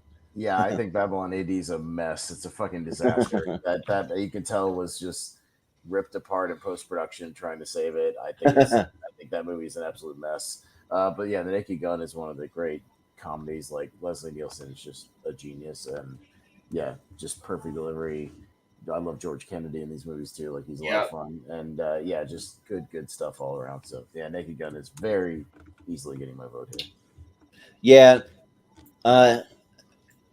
for me, Babylon AD, just like if you compare everything that Vin Diesel's done outside of Fast and Furious, it might be one of the better things because he's friends with Michelle Yeoh, so like they're doing stuff in it. I think it has Mark Strong being as like some kind of mafia kind of henchman kind of guy, but The Naked Gun's great though. Yeah, like in my eyes, Leslie Nielsen can do no wrong. Like I always wish that could have met him when he was alive, so I could get my Surf Ninjas DVD signed because I got it signed by Rob Schneider, and also Rob Schneider signed Leslie Nielsen's name on it when I met him. So I have a fake. Yeah, I've got a fake Leslie Nielsen signature on it, but so. Yeah, but I'll vote for The Naked Gun. This is probably out of the three my second favorite of all three. So yeah. Soda. Naked Gun all the way. Huge fan of this series. I've even seen Police Squad, the actual show. Same. The actual show. I've been watching The Naked Gun since I was a kid. Like I used to rent this movie all the time. Like I love this movie to death. Yeah, it's great. Richie, what do you say? Yeah, I'm glad you find enjoyment in Babylon AD, Jordan. I can't find some enjoyment. Yeah, right. You're I think maybe some of his better ones that aren't Fast and Furious that he's a star in. I like people think like earlier ones, like maybe like Guilty or things like A Man Apart's decent, but yeah, Babylon AD sucks. I find it mind-numbingly boring. Naked Gun is it's an all-time classic parody film. Classic series films. Even the lesser, the 33 and a third, is still decent. So in my opinion, so I'll go Naked Gun for sure. By the way, I just saw an article. I guess they're still planning to shoot this new Naked Gun revival with Liam Neeson, which is weird. Yeah. That could be either like ironic, like really good, surprisingly, or like shockingly bad. I might like it ironically. It might be one of those. It's directed by Akiva Schaffer, who's one of the Lonely Island guys. So he directed Pop Star. He directed The Watch. Yeah, I like him. I just I like him. But he's been dead for 10 years. Let him. He's gonna play Frank Drebin's son or something, or I don't know. He directed Chippendale's Rescue Rangers. I love that movie. Same here. Yeah. That movie. We'll see. Yeah, it's either going to be surprisingly okay or a disaster. Yeah, I can't decide yet. But I just wanted to say, Naked Gun doesn't get enough credit for being a great trilogy. That stayed a trilogy. Totally. It's consistent. Yeah. Great trilogy. Right. Yeah, it doesn't get talked about in that circles, but you can make an argument like in that circle. Yeah, totally. It'll be fair.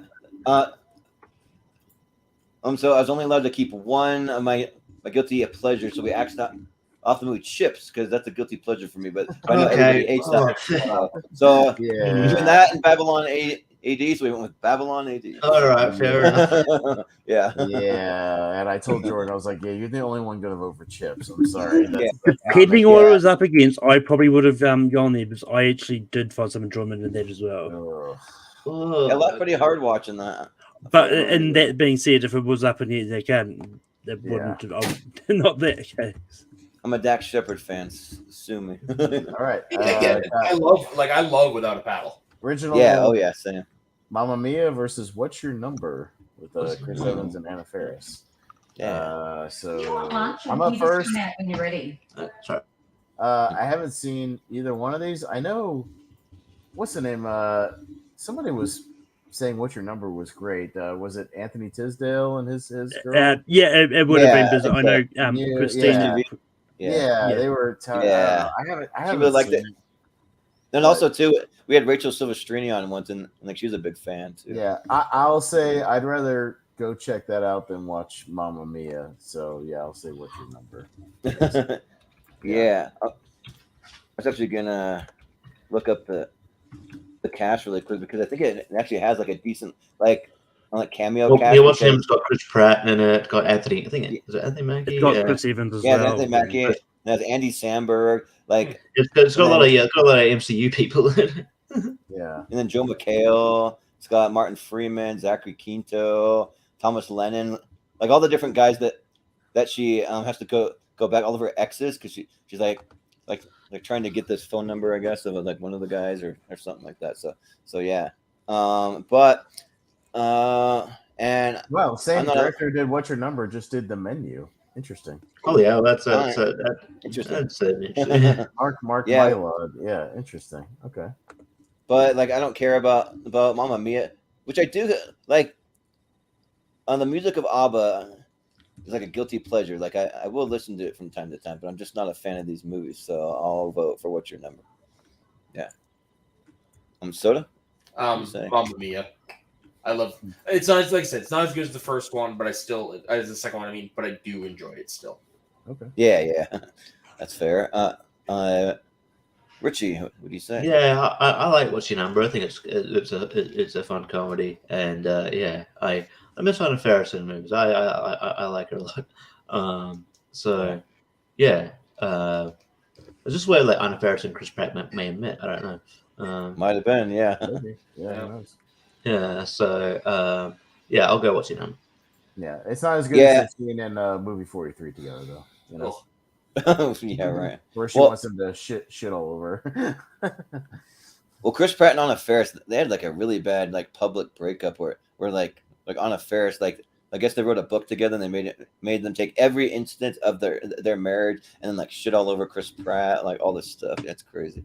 But Malcolm, not literally this time. Yeah, not literally. She's not Amber Heard, so yeah. So basically, for those that haven't seen it, the plot is basically Anna Faris reads an article that says that women that have more than 20 lovers in their lifetime has difficulty finding a husband.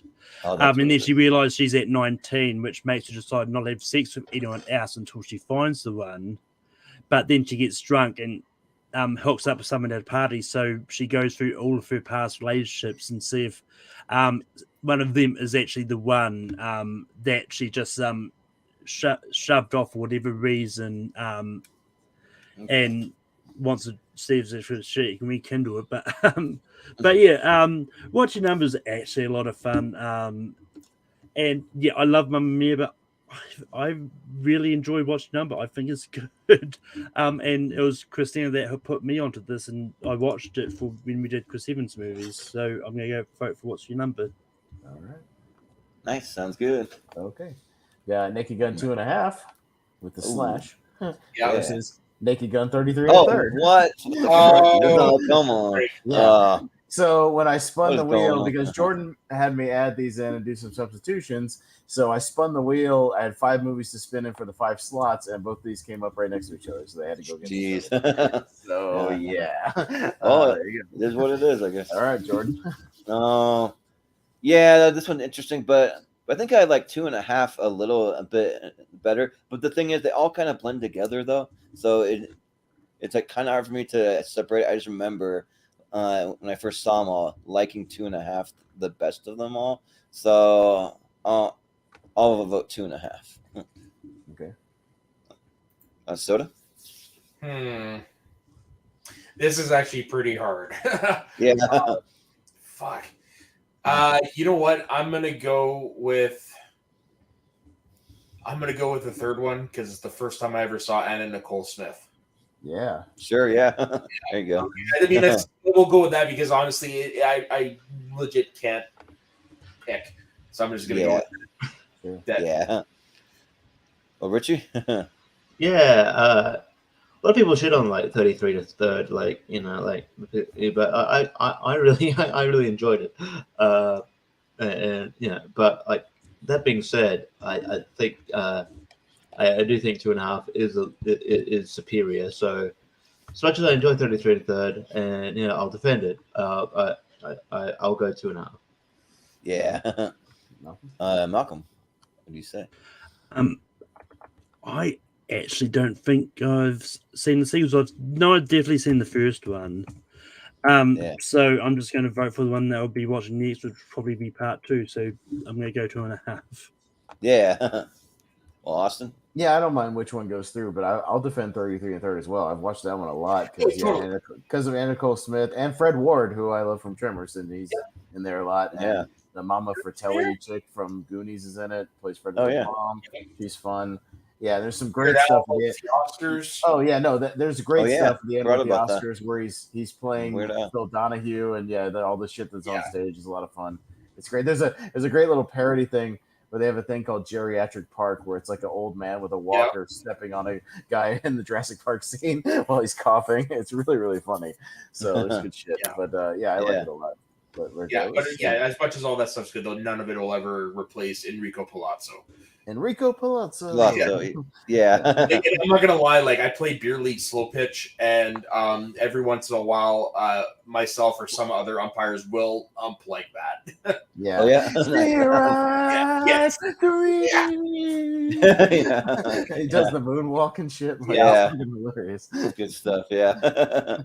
That's awesome. All right, guys. What about Bob, which is our former tournament winner that's in here, versus Horton Here's a Who. A who? A who? All right. Soda. So I've seen both of these, and I'm going to go with What About Bob because I really like What About Bob. The way he just breaks down Richard Dreyfuss is phenomenal. Yeah. Yeah, like it gets kind of almost scary near the end, like what it comes down to. He's trying to like blow him up with a bomb near the end. Yeah. It's really dark. They're really dark. Yeah. Yeah, but Richie, what do you say? Yeah, Horton Hears a Shoes or whatever. But What About Bob is great. I know it's a former tournament winner, but based on this matchup, it's gonna go through. What About Bob is really fun. And, I think it's a comedy that we should all talk about more. It's really fun. Malcolm, what do you say?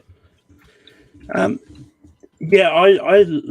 actually really do enjoy Horton Hears a Who. I think Jim Carrey as Horton is actually an interesting idea, and so I think What About Bob's going to go through, so I'm going to go Horton Hears a Who. Yeah, sure. I'm Austin. Right. Never saw Horton Hears a Who. That's What About Bob. It's a great comedy. Yeah. I saw Horton Hears a Who, and it was fun. Like I really liked it, but yeah. What About Bob's great. And it has some kind of like character actors. Like it has the kid from Hook, like the like Jack from Charlie Cosimo. Charlie Cosimo. Yeah. And then, Catherine Irby, who played the daughter, who when I think she made that film was 40. and also she's in D2 the Mighty Ducks. She plays like the assistant. Yeah. And that was like I think like 2 years later or something like that. Yeah. So, and What About Bob's great. Like somewhere in our house we actually have a like hardcover copy of the book Baby Steps by Dr. Leo Marvin. But the sad part is it's not an actual book. It's just like a notebook you can write in it. So yeah. But I do think that they have an actual book on Amazon though. You can get an actual book. But yeah. So What About Bob? All right. And scroll down to Tristan plus I sold. Or whatever the hell that is. I sold it, yeah. Versus Chud. Yeah, which is, for anybody who doesn't know, I can rattle it off right off the top of my head. Cannibalistic humanoid underground dwellers. All right, Chud. Oh, nice. So Tristan plus I sold. I never actually, I haven't got around to watching. I know does have a little Olivia Wilde in it. I'm pretty sure.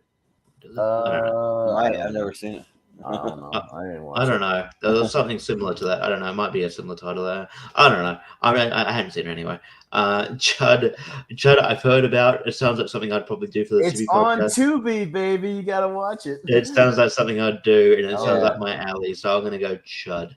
Yeah. Malcolm, what do you say here? Tristan plus I sold is not going to be a movie Austin is going to be rushing out for. It's based on a medieval romantic legend of Tristan and Isolde. Although ironically, when I saw this in theaters, I'm pretty sure the title for me was Tristan and Isolde. Ironically, right. Yeah. It's and in some countries, but plus over here for whatever reason. I don't know. It's both. To be fair, we probably should have had Romeo plus Juliet, maybe, but it's on. It's on here. We just haven't got. Oh, it is. Oh, yeah. Cool.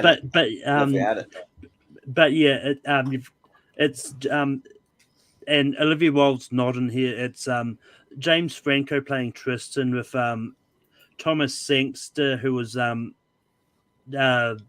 Neeson's kid in Love Actually, and also Game of Thrones and older as the young version. Sophia Miles played Isolde.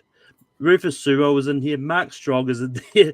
Henry Cavill was in here. Yeah. Plus Dexter Fletcher, the director, is in here as well. Wow. I remember seeing it. I actually really like it. I've not heard of Chud, and honestly, based on what Austin just said about, I don't think I'm probably ever going to see it. I'm going to go just in Chud. And Isolde. Chud. Yeah. Well, I mean, like reading the synopsis here, like it almost is like sort of like a Romeo and Juliet tale almost, but they mistakenly drink a love potion or something like that, and they fall in love. Yeah, or something. I think it basically is like Romeo and Juliet, because the tagline was before Romeo and Juliet there was, and then the title. Okay, yeah. So, I mean, I haven't seen it though, but I mean, okay. I won't vote. Austin hasn't gone yet, bro. Oh, sorry. Yeah. Go ahead. Yeah. I was just gonna say, Jordan, you might like Chud because it's got a Home Alone cast before Home Alone, because the main star is John Hurd, who's Mr. McAllister. Really? And then he teams up with Daniel Stern. Oh, really? What? Yeah. So 2 actors who never share any screen time together in Home Alone. Oh, yeah, you're right. Yeah. But yeah, they're both the 2 main stars. But yeah, it's basically John Goodman. But it's basically like a pseudo kind of there's some things going on with the homeless people underground, and they sort of become zombie-ish cannibal creatures, like a thing going around. So it's a fun 80s movie. Richie, you'll enjoy it for Tubi when you get around to it. I'll say that. It's not for everybody, but if you like a fun, like Tubi-ish kind of movie, it's entertaining. I have the Blu-ray of it. It's fun. So yeah. Should. Yeah, like a movie has like some surprising cameos. Like John Goodman, and it has Patricia Richardson from Home Improvement, the mom. Like a little cameo in it too. And yeah, like sounds like fun. I mean, I don't know, like, so I never looked into it because there's so many Hollywood controversy of like weird things. I don't know exactly what James Franco did, if it was underage girls or like what it was. I don't know, but like I feel like he doesn't get talked about as what he did was as bad, but I can't judge that until I really know the facts. So because I did really like him up until that. Now it's like a question mark on him for me. But so, and also too, I'm probably not a big fan of the period piece stuff, so I'll go with Chud. And there's my Arrow Blu-ray of Chud. Nice. Yes, I own this movie on an Arrow Blu-ray. Yeah, I knew you were a fan, so I decided to leave it on there. So yeah, but Soda. I'm gonna go with Chud just because it's a cult classic. I've never seen it in movies. Yeah. So it'll be Chud. Right? Yeah, it's like a silly bad movie, Richie, but a fun one. Like Chopping Mall. It's a good time. Okay. I like Chopping. Got U.S. Marshals, and there's there we go. Yeah. There it is. All right. Malcolm. Yeah, I haven't seen U.S. Marshals, but that's supposed to be the pseudo sequel to The Fugitive, isn't it? Yeah, it's one of the best spin-off movies, right, Richie? Yeah. Oh, good. Which you didn't vote for when I brought it up. Yeah. And then we had to go with something else that was lesser. I remember. But I really love Romeo plus Juliet, and I think it's like William Baz Luhrmann is really interesting in what he chose to do, and just sort of merging the actual Shakespeare script in with a really modern take on Romeo and Juliet. It was just a really interesting idea, and it really worked for the most part. I think the only one that really took me out is when they pulled out the guns and they were just like cool swords. It's a really random thing to take you out of it, but it's like, yeah, draw thy sword, and it's a gun. Yeah. So Romeo plus Juliet is going to get my vote. Yeah. Austin. Yeah, this is pretty easy for me. I'm not a fan of that Romeo and Juliet movie. It's one of my least, the Leos. And yeah, I'll defend U.S. Marshals. I think that's a good sort of pseudo sequel, spinoff, whatever you want to call it, of The Fugitive. And Wesley Snipes is a lot of fun, and Tommy Lee Jones and his crew are so good. And yeah, you throw in a little Robert Downey Jr. and it's a good time. And Stuart Byard, by the way, the guy who directed U.S. Marshals, only did 3 movies. He's more of like a producer guy. He directed Executive Decision with Kurt Russell, and then U.S. Marshals, and then Star Trek Nemesis. That was it. Oh, interesting. So, but he's mostly an editor. He's been an editor for like 40 years. He edited Skyfall, Casino Royale, the original Superman. Oh, nice. Yeah, he's directed. Yeah, he's edited a lot of good shit. But he's only directed 3 movies. Weird. Nice. Oh, interesting. Yeah. Well, I'm actually also a big fan of this Romeo plus Juliet movie. Like I like U.S. Marshals too, but I think I like Romeo and Juliet a little more. And the first time that I saw it, I remember that I saw it when I was like, I think either a freshman or a sophomore in high school. This is the version of Romeo and Juliet after we read the play. Like they decided to show us, and so I think we got to choose actually. And so it wasn't too well. A movie came out in '96. I was gonna say it wasn't too far after it was released, but I guess it was '96 because I would have been like early 2000s when I saw it. But it was before Titanic, so it would have been '96. Yeah. But it's got a decent little cast though. Besides like Leo and Claire Danes, I mean John Leguizamo, Paul Rudd, Jimmy Kennedy. Mm-hmm. Yeah, Jimmy Kennedy's in that, surprisingly. But then they have Harold Perrineau who plays Michael from Lost. So it's got an interesting cast. But and yeah, I haven't gone back to it for a while, so I'm due for a rewatch. But I remember really liking it because I like how they put it into modern day, but they keep all the old timey language and everything in it. I think weirdly, like it just kind of was fun. I don't know. So yeah, I'll go Romeo plus Juliet. Soda? I'm not a fan of Romeo plus Juliet, but it's gonna get my vote because it's the only one of the 2 I've seen. Oh no, you're making okay. Ooh. No, Richie. Okay. I do like Romeo plus Juliet. I think, like I said a little before, I'm not a fan of how he sort of Baz Luhrmann sort of tries to blend the modernism and a certain modernism music into old timey, into kind of into the past. It doesn't usually blend well. I think it works here, and I do like it. I want to go back to it. However, I'll get some love to U.S. Marshals. I rewatched it kind of recently, about a year ago, and it's really good. I enjoyed it a lot. I think Tommy Lee Jones is really good. Yeah, Wesley Snipes great. I think everything works here, and I like the opening where he's chasing a dude in a chicken suit while the dude's watching WCW. In the background. Yes, Donald Gibb, who was Ogre in Revenge of the Nerds. He does like a little fight with him. Yeah, while Randy Savage is on Nitro having a match. I think with DDP. Yeah, it might have been that one match they had. On Nitro or the paper. Yeah. I think it's DDP and Randy Savage is on the TV. Nice. So it's pretty funny, and you can hear Dusty Rhodes on commentary. But I'll go U.S. Marshals. All right. Yeah. All right. Sounds good. And we got Stop. Oh God. Mom will shoot. Versus Airplane. Oh, Jesus. Thanks. All right. I'm up first. Well, what do I choose?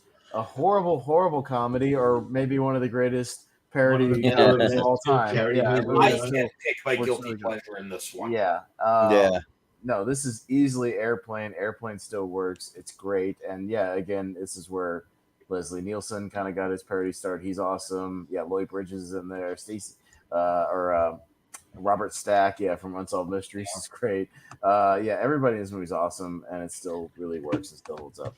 It's a joke every like 10 seconds. It's insane. Yeah, the movie, it just flies. So yeah, Airplane's great.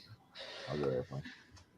Yeah, I have seen both of these, and funny enough, I wasn't a huge fan of Airplane when I first saw it, and like I don't think I was really like I saw it pretty young, and I probably wasn't really like appreciating the comedy. Because I've rewatched it, and like it's really good.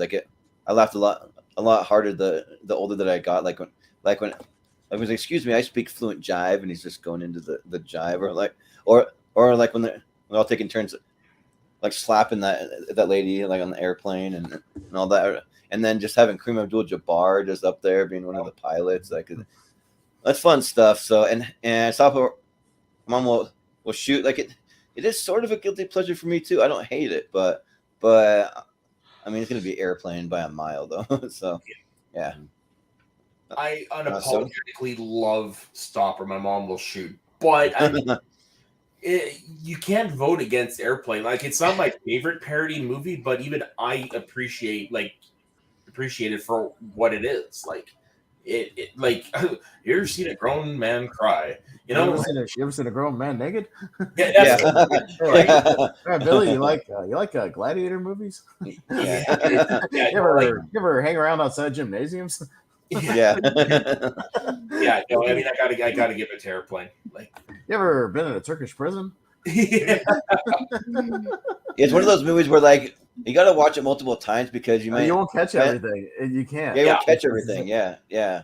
So, but I saw there's a joke in here where they parody it in the Family Guy Star Wars, and I saw that first. And so when I saw Airplane, I was like, "Holy shit, that's where that's from!" Oh yeah. They even had the thing at the parking lot at the airport where the announcement is like the red zone is the whatever, the gray zone is for unlimited. Then the two people on the intercom start arguing about abortion. Eventually, it's fucking hilarious. Like, I told you should have got an abortion. It was a sensible thing to do. And then the best thing, it's basically a shot-for-shot remake of some Zero Hour. Zero Hour. It's a really bad like disaster movie. Yeah. It's almost line for line except for the jokes they add in there. Yeah, it's wild. Yes. Yeah. For some reason, I thought that there was some other movie that's called like something to do with an airplane, like Flight. Well, there's the airport movies, but it's actually Airport. The Airplane is actually a almost scene for scene remake of Zero Hour. This is a terrible movie. Yeah. Scene for scene, like line for line as well. Line for line, almost. Yeah, with just the jokes added in Airplane. Yeah. Yeah. It's insane. I wouldn't mind.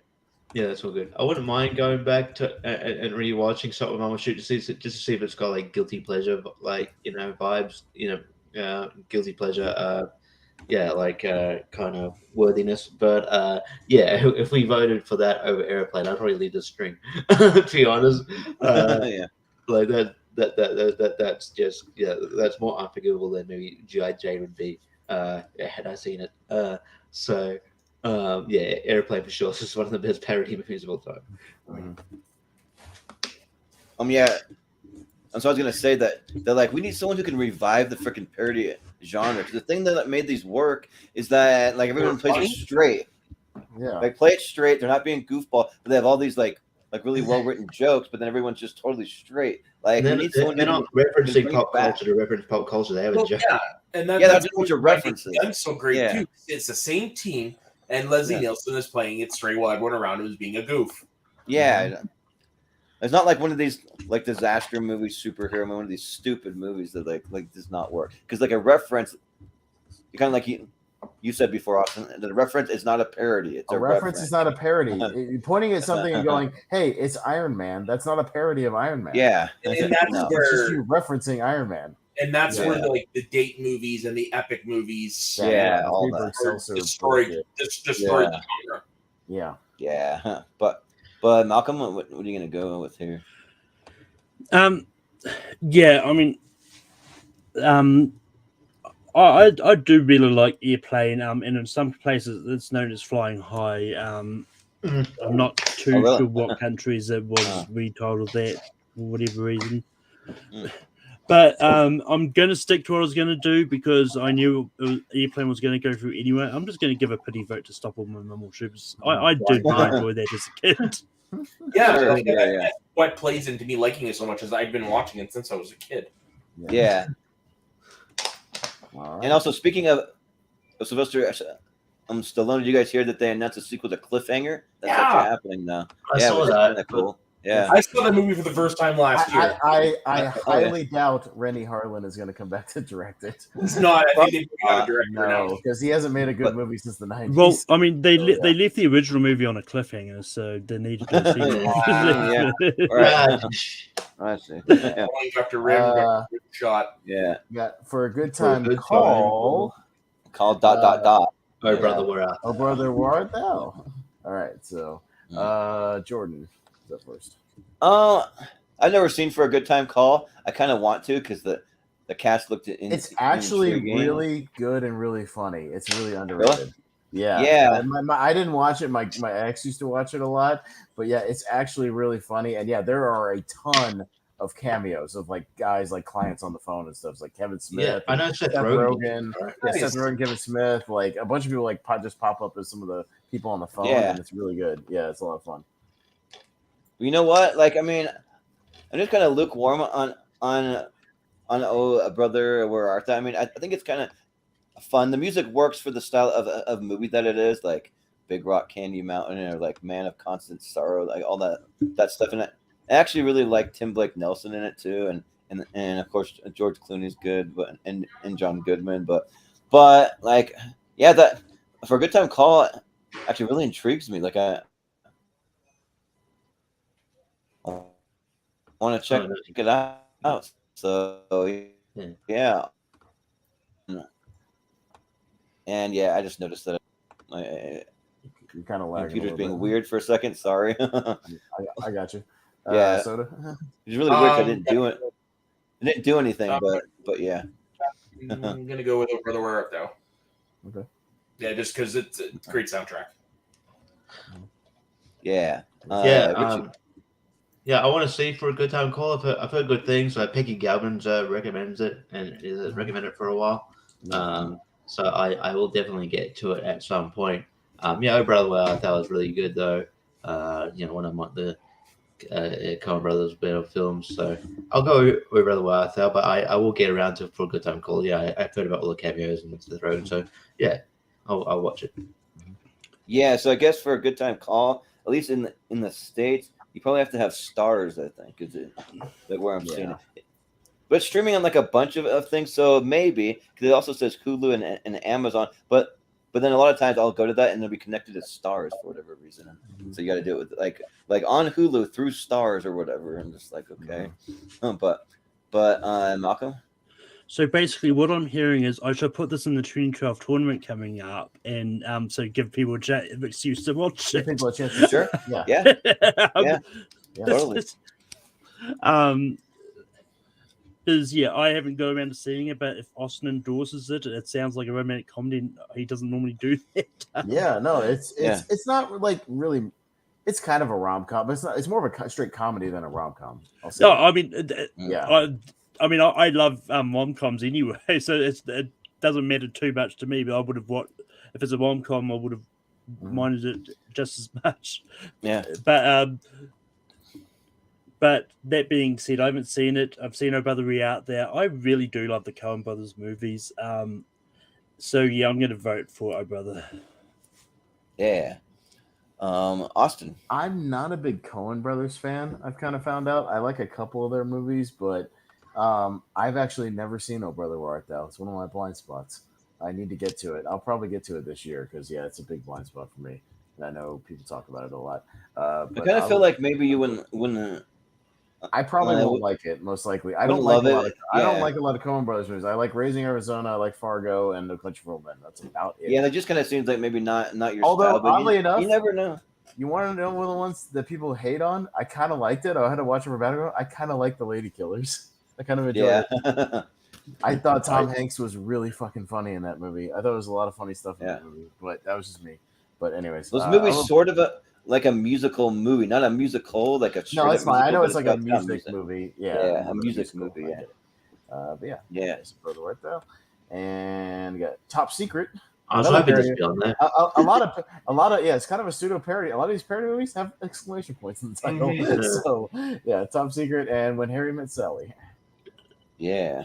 Yeah. So does Becca first. Okay, so I know a lot of people praise Top Secret. I think it's overrated. But I love When Harry Met Sally. Like, how could you not? So When Harry Met Sally. Yeah. Sounds good. Yeah, Richie. Yeah, I know When Harry Met Sally probably gonna win because I understand it's probably one of the better best rom-coms ever made. And I get it, I understand. But Top Secret's hilarious. I like Top Secret a lot. Yeah, Val Kilmer's just been on one of those. And they don't make parody movies like this anymore, and I wish they did. This movie's funny as. So yeah, I was hoping this movie would come up. So I'm gonna go Top Secret. Okay. Yeah. Malcolm. Honestly, I think the parody genre is pretty much dead at this point. Just there really isn't a lot of people doing parody movies these days.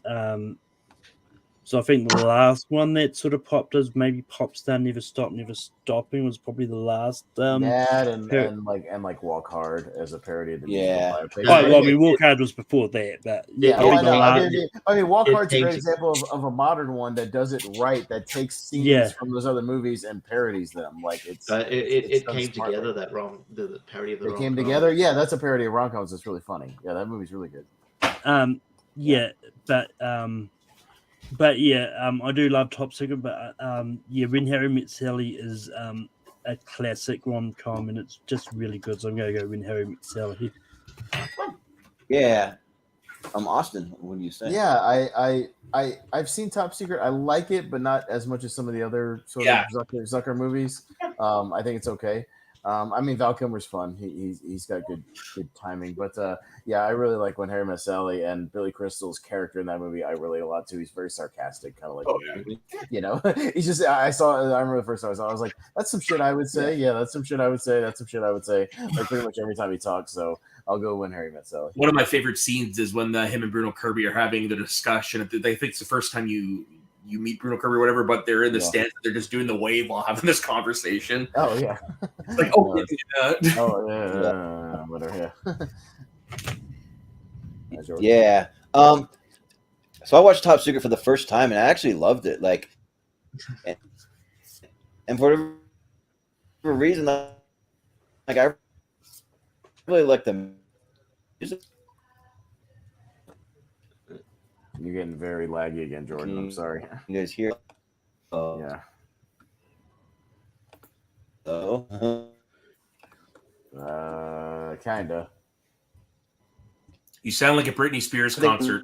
Anything. So it's a genuine internet problem. It's not because I'm. You're right now. You can come back to me, I guess. We can't come back to you. You're the last vote, but I mean, When Harry Met Sally has 3 votes. So, yeah. I'm guessing you're going to vote for Top Secret, but it's still going to be. Let's see. All right. I'm just going to. It was 3 votes to 1 anyway so far to Jordan. I'm just going to move on for now. We'll see if he catches up in a second. We'll go down to Mother. I was waiting for that. Which is another parody movie. Mafia. Oh, God. I'll talk about it. It's Harry Met Sally. Come on. You're still laggy, Jordan. Okay, you back? You're back. You're moving now. I think you're back. Oh, he's gonna bump out and come back in. Okay, anyways, that's okay. I'm running the bracket. Richie, you're up first for Mother and Mafia. Well, yeah, not Mafia Mama, not Mafia Mama or Mafia, Mother Mafia. I haven't seen it. If it's a parody of Mafia movies, I'll probably be into it. It's a parody, like Godfather and type of stuff. Yeah, I might be into it. Mother, yeah, it's one of those. I think it was sort of. I like. I'm blanking. What was the director's name? Darren Aronofsky.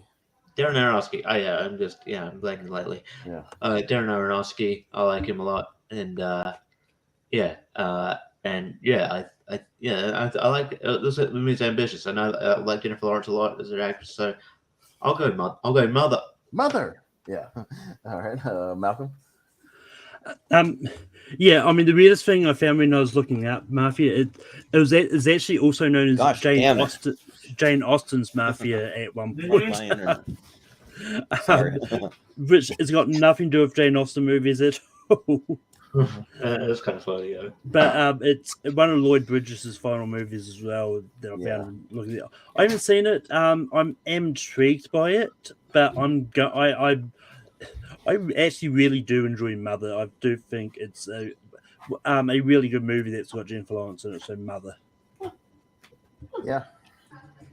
Austin. Yeah. I actually really like Mother. Mother gave me anxiety, like Uncut Gems. It just is like a whole sequence where all these people are coming to our house and touching her stuff and throwing shit everywhere, and that would make me anxious, but in a good way. Yeah, I liked it, and I actually watched Mafia recently, Richie, because I was on a kick of those like Zucker parody movies, and it's not good. It's not good at all. It's probably their worst movie. Yeah, I think it's great. I love Mafia. Mafia's there's a long sequence, a long boring sequence with the Don as a kid, and it's just not good. It takes forever.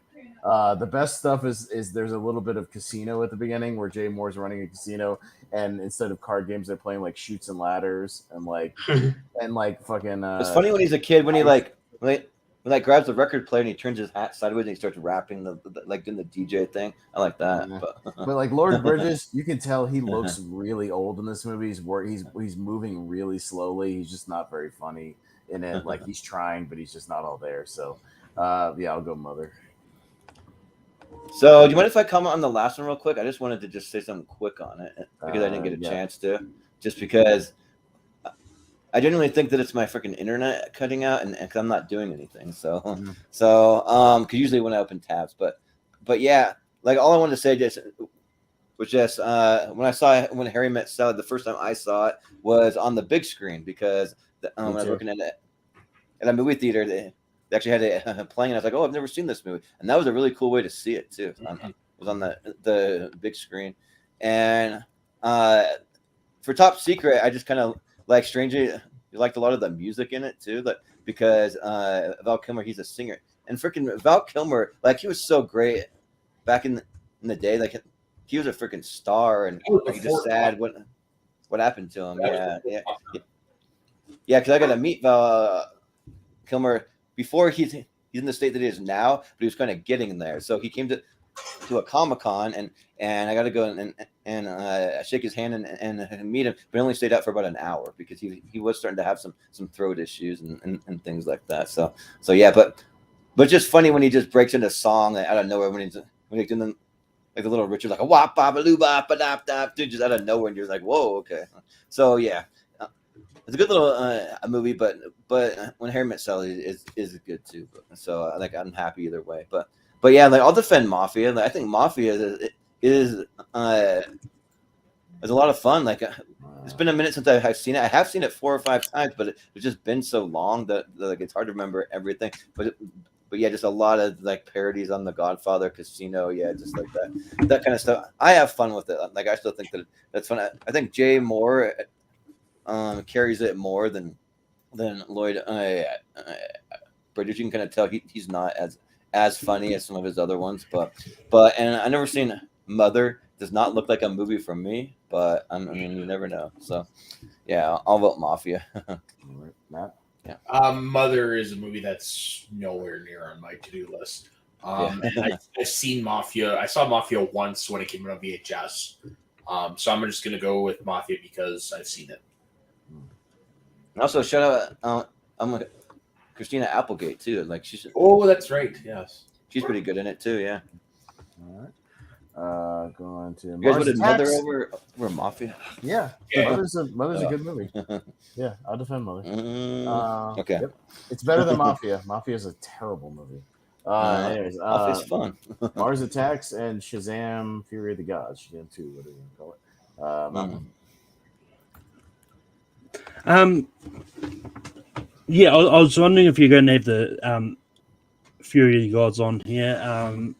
Yeah. But Yeah, I mean, Fury of the Gods was fine. I mean, like, it was really all over the place. I don't know if it's because they had to rush to change some things, because Zachary Levi did say in interviews they wanted The Rock to cameo in it and all that, but The Rock just said no, he doesn't want to. He wants to be the star. He's not going to be in it. But yeah, I mean, it was fine. It's probably going to end up being lost in the shuffle when it comes to my final end of year top 10 of the year lists. But Mars Attacks, I actually rewatched this recently for something, and it's a I forgot how good of a movie it was, and it's just a really crazy movie, and just once again the third movie of Pierce Brosnan, and that's popped up on this list. But yeah, so I'm gonna go Mars Attacks. Yeah. Shazam 2, I've spoken enough about. I think it's one of the most mediocre superhero movies really ever made. And yeah, I have my issues with it. But Mars Attacks is in my 128. I love Mars Attacks.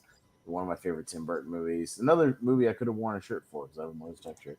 But yeah, this movie's great. And another kind of almost like a parody of like 50s, sci-fi movies. It's a ton of fun. So Mars Attacks. Yeah.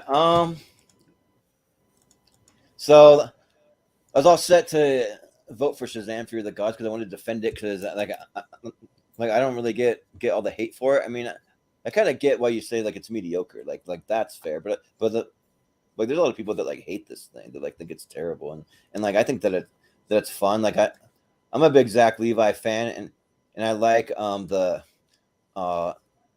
the guy that plays Freddy in it, like Jack Dylan Grazer. I think he's fun in it too. Like he's having a great time. That scene where he has to go in and like steal the little apple, and he's running around with his crutch that he has. Then he has Jaimon Hansu. I think Jaimon Hansu looks like he's having a ton of fun in this thing. I just think that a lot of the problems come probably more with the villains and like not really giving the kids enough to do, but that's a conversation for another time. But I do have to vote for Mars Attacks. I just think that I was really late to it, and yeah, like I wish that I would have saw this sooner because yeah, Jack Nicholson kills it. I mean, Danny DeVito, Jack Black is in it. My favorite actor of all time, Michael J. Fox. I mean, Glenn Close. I mean, yeah, this movie is a lot of fun and like almost like a parody, but not quite though. I wouldn't call it a parody, homage. but yeah, but like an homage to those kind of like old 50s sci-fi movies. Yeah, but Soda. I'm gonna go with Mars Attacks because I actually haven't had a chance to see Shazam: Fury of the Gods yet. Yeah, all right. I will go see it in theaters. Prepare to be underwhelmed. Here's the thing: like I'm easy, so I probably will enjoy it. Yeah, but yeah, Shazam: Fury of the Gods is fine. It's nothing, but yeah, it's nothing to write home about. But it's not terrible or anything. But yeah, Mars Attacks is a lot of fun. Probably more if you're not really a fan of Tim Burton's like more eccentric kind of off the wall stuff. This is more. It's still weird and crazy, but it's maybe more accessible in that kind of way. So yeah, and it's an homage to 50s sci-fi, but yeah, it's a lot of fun. I wish you'd go back to these type of things, but yeah, it's great. I've watched it many times. So Mars Attacks. Yeah. Yeah. All right. Mars Attacks. Yeah. All right. We got MASH versus Repo the Genetic Opera. Yep. Does have an exclamation. Yeah. I'm up first. I've never seen the original MASH. I was never really a huge fan of the TV show either, but yeah, I haven't gone back and watched the Robert Altman movie. I'm sure I'll get around to it at some point. But yeah, I own Repo the Genetic Opera. I've seen it a couple times, and yeah, it's a musical, but it's a horror musical, which we don't get a lot since like Little Shop of Horrors, and it's kind of underseen, and it's really, really fun and some decent music and a ton of great horror cameos if you're into that sort of thing. And yeah, it's up my alley, so I'll say Repo the Genetic Opera. Yeah. This matchup's kind of interesting because I've never seen Repo the Genetic Opera. I've seen MASH. I just don't really get it. Like like I don't know, it didn't really do anything of it for me. Like people talk about MASH, the TV show, as an all-time classic. I think it might still be the highest rated finale of all time, maybe. The book and the show are vastly different.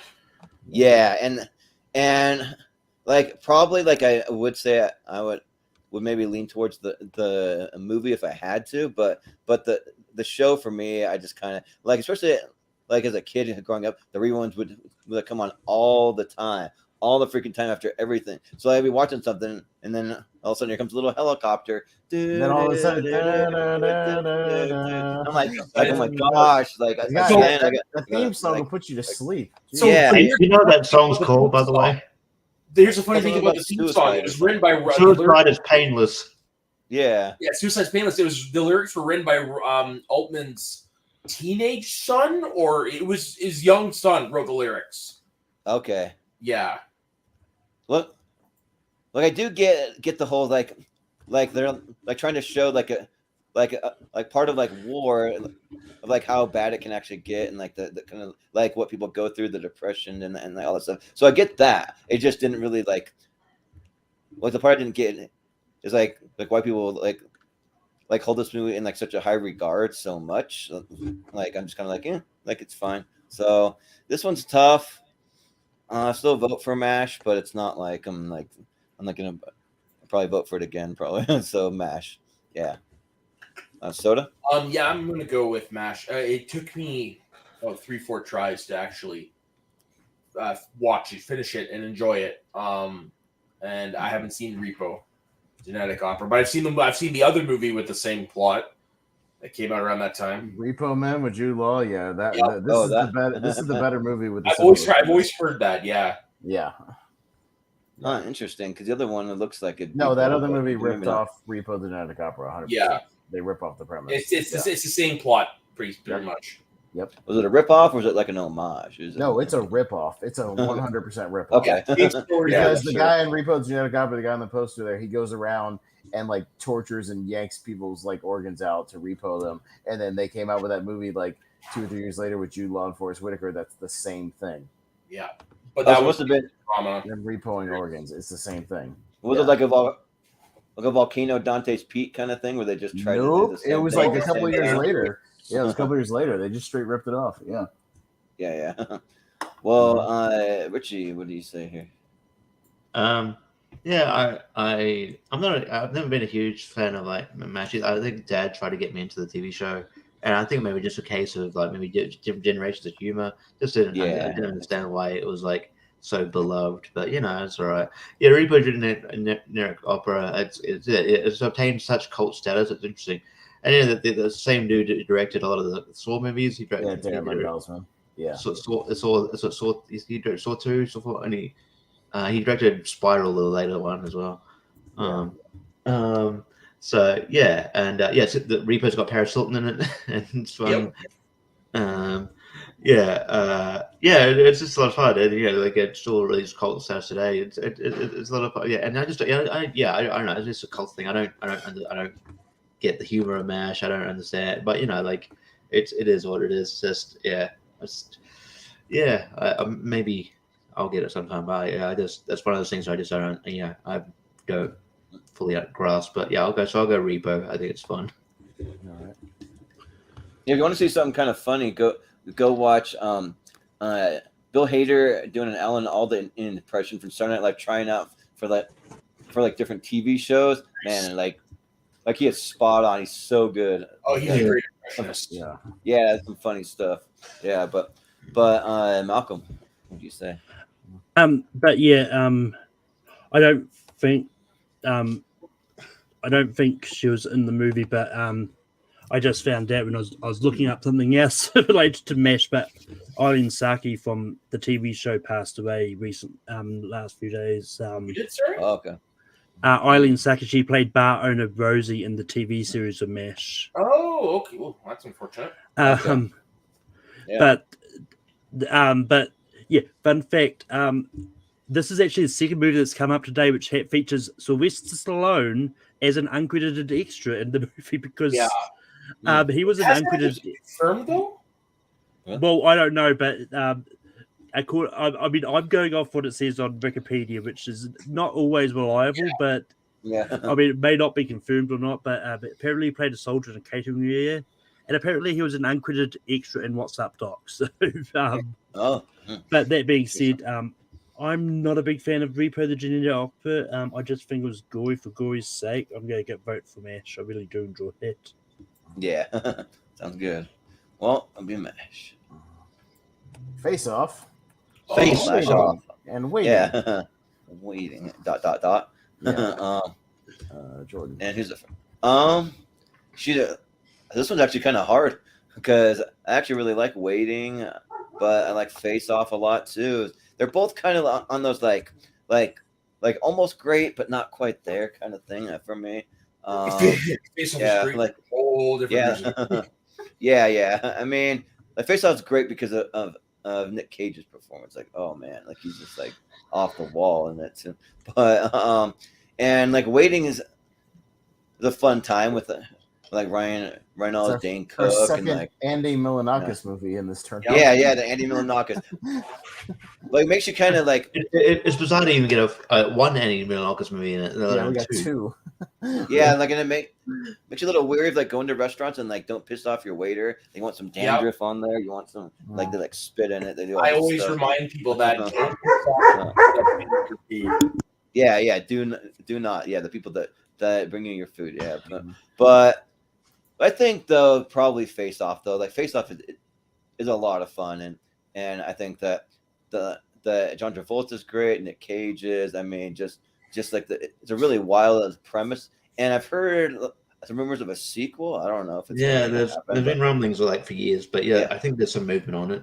yeah. So I'll go Face Off. Soda.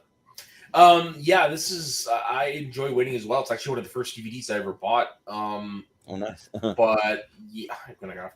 I mean, it's Face Off. Nick Cage, John Travolta, maximum zaniness. What can go wrong? Yeah, and it's also like we've had multiple Anna Faris movies in here. This is another one. Yeah. So multiple I thought we had Justin another Long movies. Justin Long's also in this, and for a Good Time Call. Yeah. Yes, it's interesting, but Richie, what do you say? Yeah, I like Waiting. It's a pretty decent movie. And Waiting also has a direct to DVD sequel called Still Waiting. I haven't seen and I'm not interested. Probably the more classic movie is Face Off. The height of the John Travolta, Nick Cage at the height of their zaniness. And it's just a fun watch. I go back to more. I'll go Face Off. In the sequel, they put Luis Guzman in like the like lead role for whatever reason. There was a bonus feature on there. I don't know if it was in the documentary, if it's his own feature, but anyways, him and the director, they pranked the entire set by pretending to get into this massive blowout argument. It's pretty funny. Oh, nice! I'll have to check that out. And there's an Andy Milonakis music video. On there as well. Like, he did a rap video for Waiting where they had the whole cast in it. Yeah, it's very strange. Yeah, he would rap a lot, like even on his own show. Yeah, like he would rap, and he hangs out with a lot of rappers, which is like kind of odd. But Malcolm, what do you say here? I wouldn't really say that Luis Guzman is a lead in the sequel to Waiting. Like, he's probably got he really isn't. Like, okay. But Adam Carolla sort of comes up a lot, and think. But but it's more on this on Dennis than anything, which is played by John Michael Higgins. Okay. But I mean, I do really enjoy the sequel. I've actually waiting for this movie to come up. Excuse the pun. So I like Face Off, but Waiting is very close to probably breaking my 128. So I'm going to go Waiting. Yeah. Austin. I was just going to vote for Waiting because we're going to talk more about Face Off in the Nick Cage tournament that we're going to get. Yeah, that is true. I was going to get way on that, so I was going to vote for Waiting, but it'd be Face Off. And this might be one of the last ones, one or two of the last ones. Three Amigos and Hail Caesar. Three Amigos. Hail Caesar. All right, Hail Caesar, yeah. Yeah, soda. You're up first. Oh yeah, Three Amigos. I mean, Martin Short, Steve Martin, and Chevy Chase. Yeah. I mean, I love Steve Martin and Martin Short together. I'll watch them. Same. Yep. Sounds good. Richie. Yeah, Three Amigos. Yeah, it works. It's pretty funny. But Hail Caesar. I like films about films and stuff, but this doesn't really work for me. I don't know. And I like Coen Brothers, but this wasn't as engaging. There was aspects of it I liked. I liked like Channing Tatum in this movie, but I don't know. Just as a whole, the movie didn't fully work. I don't know. Remember when they tried to make Alden Ehrenreich a thing? That's gone by the way. Yeah. That didn't last long. Yeah. But that might be because he might have got cancer. I don't know.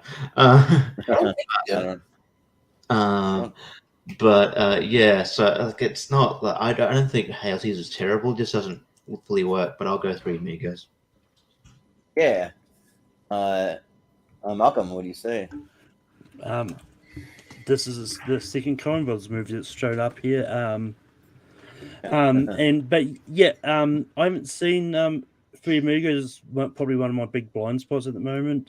But I actually did really enjoy Hail Caesar, so I'm going to go Hail Caesar. Yeah, I'm Austin. Yeah, that I saw Hail Caesar this year as well. Again, there was a battleground thing where we talked about worst Coen Brothers movie, and it was Hail Caesar versus Lady Killers. I liked Lady Killers, did not like Hail Caesar. I think it's just a bad premise for a movie because you only get like these weird segments that don't really connect to each other. And I stand by what I said in the actual match, where I think Hail Caesar worked better as a TV show with Josh Brolin as this fixer producer, and if he went like every episode dealing with a problem every episode, it would work better. But instead you get like just these 10-minute segments and they're not, it's just weird. I'll go Three Amigos. Would you say that I have a plethora of pinatas? Like, I'm a big Three Amigos fan. I'm just right there with you, Soda, with Martin Short and Steve Martin. Like, they are great together. It's awesome. They're better in real life than they are in the films. Mm-hmm. Oh, yeah, I need to go see them live. Apparently, they're on tour again. So I'll go see them live. If you haven't, there's a special they did that's on Netflix. They did about 5-6 years ago or some of that. Yeah, I didn't see that. Yeah, because also I still haven't watched Only Murders in the Building, but I heard that's really, really good. So I need to check that out too. So, Hail Caesar just really didn't work for me. Like for me, personally, it's like one of the worst movies I've almost ever seen for me personally. But I do understand why it might appeal to some other people. Like it does have a really good cast. It does do some things like in like Hollywood that like some people might find entertaining and enjoyable. I just don't. It's just really not for me. Like for like half the movie, I had no idea what was even happening, and like nothing really connected. I'm like, what's going on? I don't even get it. Why is this character like doing this? I didn't get it. So yeah, like that the movie, it does not work for me. And Three Amigos does. Like I really like when they're like sneaking in the little Spanish town. Yeah. They're looking little like bird call. Like oh yeah, caca. Oh, yeah. It's a fun time. So yeah, I'll go Three Amigos. All right, and that's it. All right, speed round time. Time to speed it up. Overdrive time. Yeah, so quick votes, 10 seconds or less, and we'll see which punctuation wins. Yeah. So, yeah. All right. Okay. Zoom out just a tad here. All right, we'll start with We're Back and Man from Uncle. Richie. Man from Uncle. Man from Uncle. Yeah. Okay.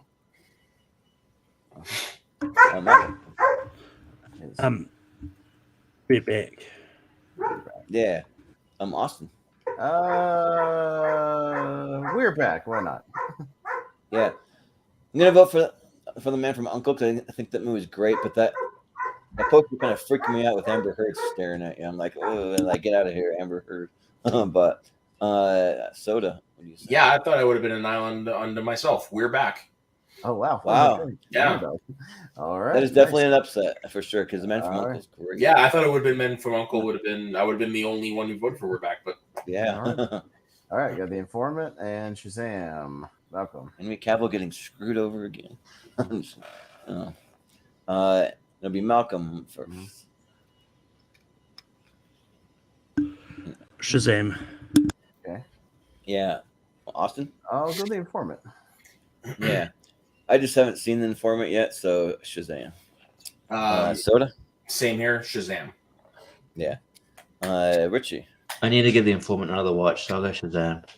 Yeah. All right. Shazam? And SLC Punk and 500 Days of Summer. Ooh, Me, that's actually sort of tough. 500 Days. Haven't seen SLC. Jordan. Yeah, I need to give SLC a rewatch because it's great. But 500 Days is like an all-time rom-com ish, you can say. But so yeah, 500 Days of Summer for me. Yeah, 500 Days of Summer as well. Didn't they do a sequel to SLC Punk recently? Yeah. Yeah, they did. Yeah. Yeah. So, Yes. Yeah. It didn't have Matthew Lillard in it, though. I don't think. Oh yeah. It's a whole different cast. Yeah. Yeah, I'll go 500 Days.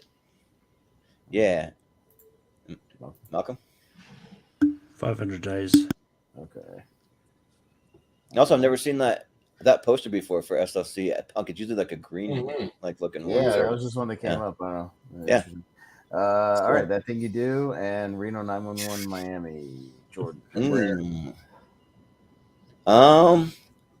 Man, this one's tough because I really like both of these. I think I just have a little more fun with Reno 911. Like I just love that cast together. So Reno 911 Miami. Soda? They're always in my lonely dreams. That Thing You Do. Yeah, sounds good. Richie? Even though I need to get to it, I just think that I think that the better movie is going to be That Thing You Do. So I'll go That Thing You Do. Yeah. Malcolm? That Thing You Do. Yeah. Austin? Yeah, I really liked That Thing You Do when I watched it. The other day, so yeah. All right. Yeah. I'm not mad about it. I think that It's a great film, and it's a bummer that Tom Hanks hasn't directed more. Yeah, I know. Yeah, he really should. Attack of the Killer Tomatoes and Why Him? Soda. Killer Tomatoes. No. Richie? Kill Tomatoes. Malcolm? Why Him? Yeah. Austin? Killer Tomatoes. And I would have gone, why him? But just the hair, but. All right. Killer Tomatoes hanging on. The tomatoes, yeah. E.T. and Virginia Woolf. Virginia Woolf, yeah. Yeah. E.T. Right. Yeah. Malcolm? E.T. Austin? E.T. Yeah, I'm going to go E.T. Soda? E.T. Yeah, that was pretty easy. All right. Yeah. All right. What's Up, Doc? And Teen Titans Go to the Movies. Malcolm. Malcolm? What's Up, Doc? Austin? Pretty easy for me. What's Up, Doc? Yeah, let's go. What's Up, Doc? I'm going to go with What's Up, Doc. I know it's going to win. So Sure, yeah. Richie? Yeah, What's Up, Doc? All right. What's Up, Doc? I think I saw What's Up, Doc pretty early because I think it's pretty family friendly, but it's still pretty funny though. Okay, now this is going to be an interesting one. Yeah, Hot Shots Part 2. Oh, Hot Shots. shit. Oh, There we go. depends which one do you Waiting for it. prefer? Yeah. All right. I'm up first. I prefer slightly Part 2. I think it's a funnier movie. It's a little more up my alley being the Rambo thing. So I'll go Part 2. Yeah, like I just recently rewatched Part 1, but I've seen them both about a dozen times. So they're both really good. And I think that I like Part 1 a little more. Also, like I really like the beginning sequence where he's like dipping the fist in the candy. Well, that's Part 2, not Part 1. That's Part 2. Yeah, that's Part 2. That's what You said Part 1. That's what I'm talking about. I'm talking about Part 2. Yeah, but you said No, Part 1. you said You Part Part 1. 1. You said No, I Part said 1. I recently. No, I said I recently. No, I said I recently rewatched part one, but I like part duh, and this is why I like part. Gotcha. Part duh. Okay, you confused me. Yeah, you confused me because I could have sworn he said part. I watched part one and I love the scene where he dips his. No, head. I missed the part. Yeah, and I was like, that's no. I said duh. it. But in part duh, this is what I like. So I think it's a little funnier. Yeah. Okay. So All right. Part duh. Soda. So this is like probably the Sophie's Choice one for me tonight. Right. But I'm gonna give the edge to one because it's the one that I can quote more, and I've probably seen the most. So I'm gonna go with that one. Okay. But part two is like I said, this is one of those like I'm good either way, but it's tough. Yeah. Yeah, part two was one of the first time that I saw the kill count pop up. They're like, counting all the kill thing. Yeah. Richie. Part duh. Yeah. And Malcolm. I'm going to vote for the one with Charlie Sheen in it. I'm Oh. going to go hot shots. Yeah. Okay, close. Split vote, but it's part duh. All right. Part duh. Part duh. All right. I will say I'm surprised you didn't put a Spider-Man movie in here because of the hyphen in the title. Yeah, we kind of thought about it, but the hyphen, I mean, it is punctuation, but just like, a single word usually. Yeah. So. All right. The other side, Jordan's up first for Frost Nixon 50-50. So two slash movies. Yeah. I still haven't seen Frost Nixon. I wish I would have had more time because that would have been the next one I would have watched. But so I got to go 50-50. I think it's pretty funny. So yeah. Soda. Frost Nixon. Yeah. Richie. Frost Nixon. Malcolm. Frost Nixon. Yeah. And Austin. I'm also going to go Frost Nixon. Yep. All right. Naked Gun versus What's Your Number?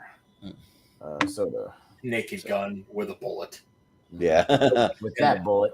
Yeah, with that bullet. Yeah. Richie. Naked Gun. Yeah. Malcolm. I know where this is going. I'm going to go with your number. Sure. Austin. Naked Gun. I was gonna say, like, me and Austin should have just voted what's your number to throw off Malcolm, but I'm gonna go Naked Gun. No, I haven't seen What's Your Number. Yeah. All right, Naked Gun. Got Naked Gun 2.5. And what about Bob? Ooh, frick. Naked Gun 2.5. Yeah. Malcolm. What about Bob?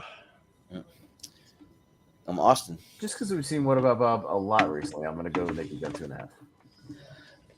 Well, I think I'm going to go What About Bob because this, I don't know, this might be my favorite Bill and Murray. I mean, it's up there with Ghostbusters for me. I like it that much. So yeah, I'll go What About Bob. Yeah. And I'm going to go with Naked Gun 2.5 because I've seen it way more. Yeah. All right, Naked Gun 2.5. Got Chud and Romeo. What a match. These movies couldn't be two more opposite. Yeah. Just aesthetically, filmmaking wise, substance, you name it. All right, Malcolm. Let's see where this goes. I'm going to go Romeo plus Juliet. Yeah. I'm Austin. I'm going to go Chud. Yeah. I think I would also go Romeo plus Juliet. I haven't seen Chud. Soda? I'm going to go Romeo plus Juliet despite my better judgment. Damn. Yeah. Richie? You should have gone Chud. I want to go Chud through. Chud. Well, if I had seen it, maybe. I haven't seen Chud in order. Yeah. Sure. Yeah. Airplane and No Brother Where Art Thou. I'm up first and I'm going Airplane. Yeah. Both movies directed by brothers, the Zuckers and the Coens. Coens, yep. Yeah. I'll probably go Airplane. Yeah. Soda? Airplane. Yeah. Richie? Airplane. Yep. Let's try to get a Zucker match. Airplane versus Naked Gun. That'd be good. Yeah. Yeah. I mean, I think we're going to get Naked Gun versus Naked Gun at one point. But I'm going to go Oh Brother. Yeah. That'll be just quickly. One of my favorite moments, like in Practical Jokers, is where they're they're doing that waiting room thing, and then they're trying to be funny and distract people, and then Murr randomly just on Zoom just calls David Zucker. That's funny. Nice. All right. When Harry Met Sally and Mother. Jordan. Yeah, I gotta go When Harry Met Sally. So When Harry Met Sally. Richie. When Harry Met Sally. Malcolm. Just need to put an apostrophe S at the end of Sally. It'll be When Harry Met Sally's mother. Yeah. It'll be When Harry Met Sally's mother. But Did he even meet her I mean, mother I in love the When movie? Harry I Met can't Sally, but I'm remember. going to go mother on this. Yeah. I'll defend Mother, but I'll vote for When Harry Met Sally. I think When Harry Met Sally, for pure dialogue, might be one of the best written movies I've. The dialogue's great. It was also when Rob Reiner had a run where he had like 5 or 6 all-time great movies. Spinal Tap. Yeah, he made a lot of crazy good movies. I think they missed out an obvious Princess Bride. Yes, Princess Bride. Yeah. I'm not saying I advocate for this, but are you surprised? I haven't remade this movie yet? I could see them doing it at some point for sure. Yeah. I'm not saying I mean, it's one of those ones. Like, I'm surprised they didn't do a parody movie of rom-coms and called it When Harry Met Sally's Parents. Yeah. That sounds like they meet the parents and all that. Yeah. Yeah. Mars Attacks and MASH. All right. Soda is up first. MASH. Richie. Mars Attacks. Malcolm. Mars Attacks. Austin. Yeah. Easily Mars Attacks. Yeah, it'll be easily Mars Attacks. Yeah. All right. Got Face Off and Three Amigos. Sounds kind of low key hard. Richie.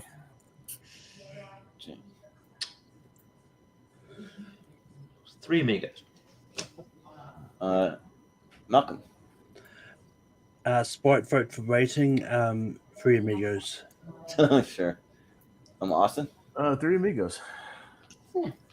This one's kind of tough because I'm also a huge Nick Cage fan. I like Con Air more than Face Off. Oh, God damn, do I love Con Air. Yeah. I'm actually more of a Face Off guy, so let's go Face Off. Yeah. So today's Three Amigos. Yeah. Amigos. All right. Gotta do the yeah. The little thing they do when they show up. Yeah. All right. I believe the next matchups will be the Elite 8 match. Yeah. Elite 8. So Wow. here we go. Already. It's there. Yeah, we're in there. Elite 8. So these will be in the poll. Whatever wins here. So I'm shocked that We're Back has made it that far. Yeah, I know. Yeah. Same. I'm like, what happened? All right. We're back versus Shazam. Malcolm. Shazam. Before. Shazam. What did We're Back beat again? I forget. Informant. Oh yeah, the Informant. No. We're back beat Man from Uncle. I meant beat Man from Uncle. Shazam beat the That's even worse. The Man from Uncle. What the frick?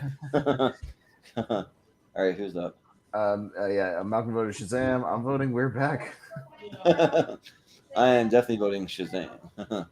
Shazam! Yeah, Shazam. Richie. Shazam. All right, let me write it. Justice down. for the Man from Uncle for sure. Shazam. I'll watch it one day. 500 Days of Summer and That Thing You Do. Oh. All right. First. Frick. I'm gonna go That Thing You Do. I'm high on it right now. Yeah. Pass because this one's hard. Well,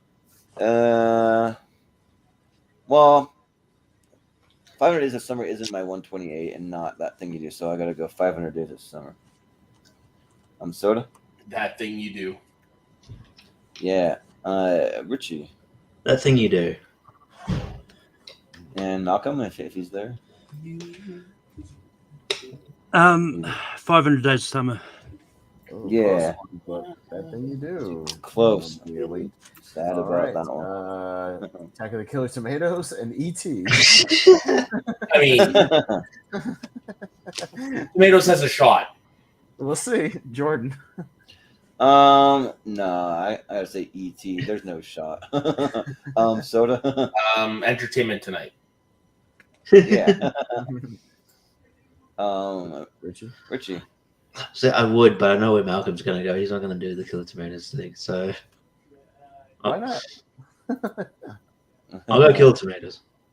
Oh, Malcolm. E.T. See. Austin. See, I was gonna say, which one do I own a shirt of? Killer Tomatoes, not ET. So, but that's all right. It's ET. Yeah, soon, like probably within the next 4 or 5 months, we're gonna do like our favorite movie scores, and like ET at the top of that list for me. So. All right. What's up, Doc? And Hot Shots Part 2. All right. Oh. Soda. This is kind of tough. Yeah. So because I've seen it, Hot Shots Part 2. Yeah. Richie? Yeah, I have to go Hot Shots Part 2 here. Yeah. Malcolm? Hot Shots Part 2. Yes. Yep. Austin? This is a kind of a coin flip because I'm on a recency high with What's Up, Doc. I've watched it a couple times, but I'll still go Hot Shots Part 2. Wow. Yeah. What's Up, Doc is great. Don't get me wrong, but it's no Hot Shots Part 2, so I'll go with that. All right. Hang on a second. Hot Shots Part. Write these down really quick. All right. Yeah. Okay. Here we go. Okay. Over the other side, we got Frost Nixon and Naked Gun. Okay. Richie.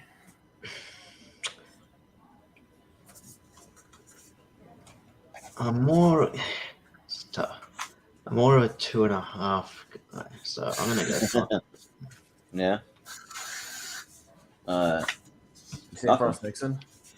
Yeah. Okay. Nothing. I know he's here. Right? Malcolm. Wait, yeah. Have you seen Malcolm? Sorry, I had my headphones off for a minute. Oh. Okay. Yeah. I'm gonna go Naked Gun. Malcolm's changing into a new set of clothes over there. Yeah. Austin. Naked Gun. Yeah, Naked Gun. Yeah, So? Naked Gun for me as well. I'm not mad at it. Yeah. All right. Naked Gun. Okay. All right. And Naked Gun 2.5. And Romeo and Juliet. Malcolm. Romeo and Juliet.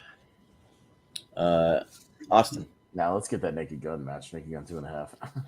Yeah, like I do like Romeo and Juliet, but I like Naked Gun better, and it's my favorite one of the three. So Naked Gun 2.5. So let's see Naked Gun smell the fear of Naked Gun 2.5.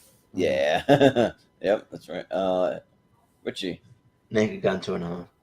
Yep. All right. Nice. Naked Gun 2.5. Gun. All right. Got Airplane.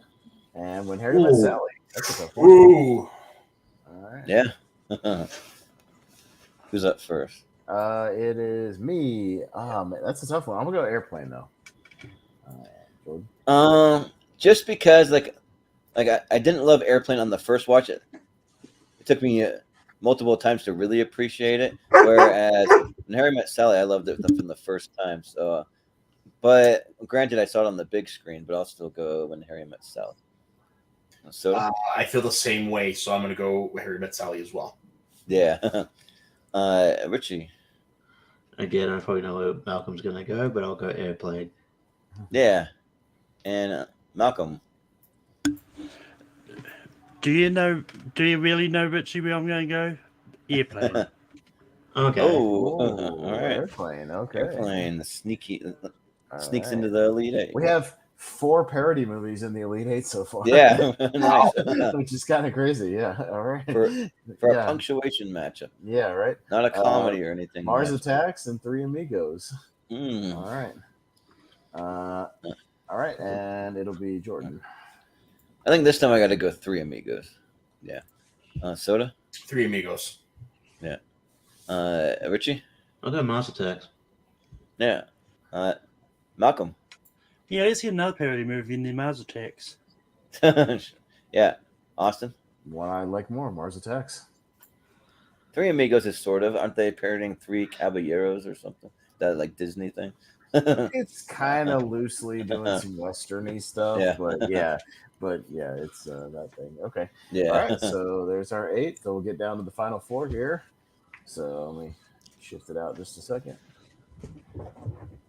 All right, we got Shazam and That Thing You Do on the other one side. Soda. That Thing You Do. Okay. Richie? That Thing You Do. Malcolm? Shazam. Yeah. Austin? That Thing You Do. Yeah. Shazam. I'm a big Zach Levi fan, but 3-2 for That Thing You Do. All right. E.T. and Hot Shots Part 2. All right, Richie. Hot Shots Part 2. Malcolm? E.T. Yeah. Austin? Hot Shots Part 2. Yeah, this one's tough. Because although it's my favorite score of all time, the movie itself is kind of just like not the most like engaging for me. So I mostly just walk. I'll just listen to the music and just watch him like ride around on a bike and like do whatever hijinks he's doing. So I'll go with Hot Shots. I like E.T. I love Hot Shots. Hot Shots. Yeah. Hot Shots Part 2. Okay, on the other side. I was gonna say, what if we got like an all parody Final Four? But no, not quite. Yeah, it's not possible anyways, the way the brackets are. But we got the Naked Gun match, 1 versus 2. Malcolm. You muted. You muted, or you took. I saw you unplug your microphone. I didn't unplug it. I just tuned it off. Turned it off on your dog. The Naked Gun. Okay. Austin. Yeah, I'm gonna go with the original. I'm gonna go with Naked Gun 2.5. Soda. Original. Yeah. Richie. I would have gone 2.5. Oh, close. Yeah, there's the original. All right. Got Airplane and Mars Attacks. That's a tough one. Yeah. Oh, yeah. This I gotta go first. Damn, this might be the hardest one for me because I love both these movies. I've really come to love Airplane over the years. Yeah.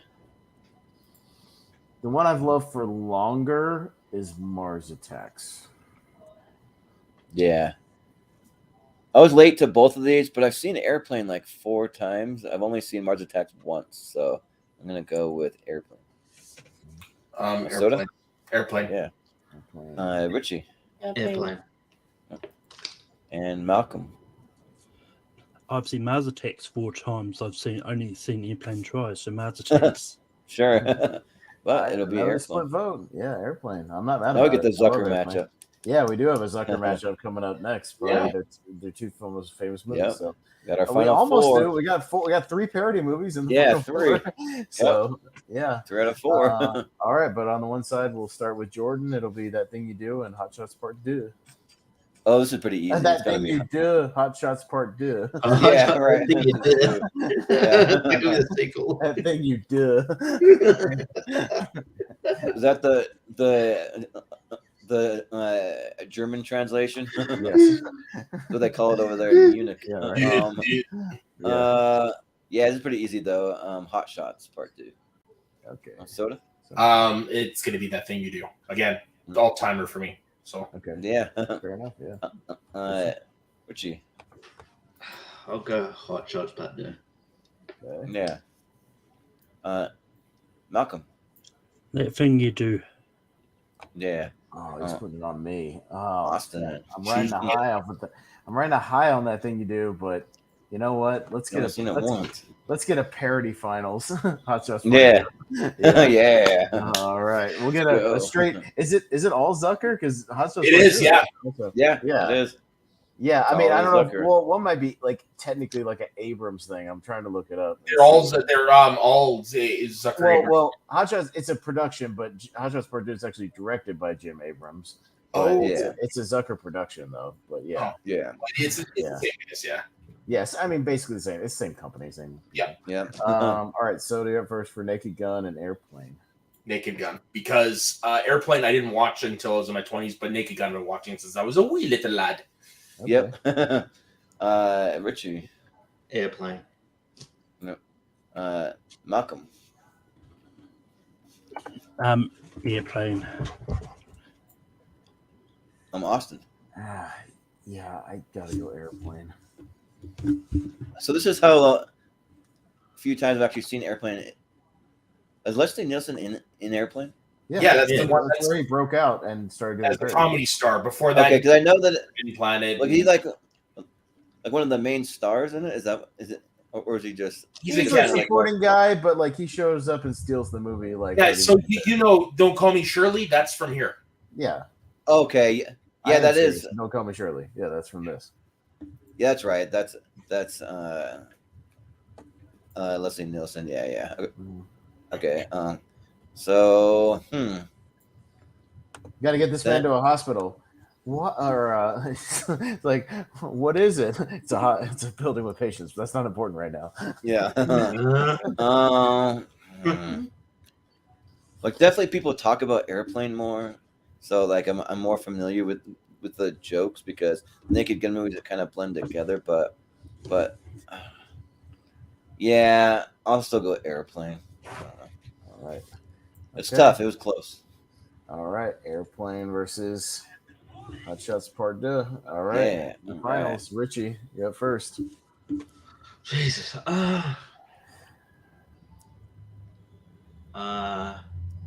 Second All Timer versus my favorite airplane movie. So this is hard. Of course it comes down to me. I'll go first. I'll go Airplane. Yeah. Malcolm. Yeah. I'm gonna go Hot Shots. Yeah. Austin. Airplane. Well, I go back to Hot Shots way more. So I've seen Hot Shots about a dozen, and versus Airplane maybe like 4 times. So I got to go Hot Shots Part 2. All right, it's down to you. Soda.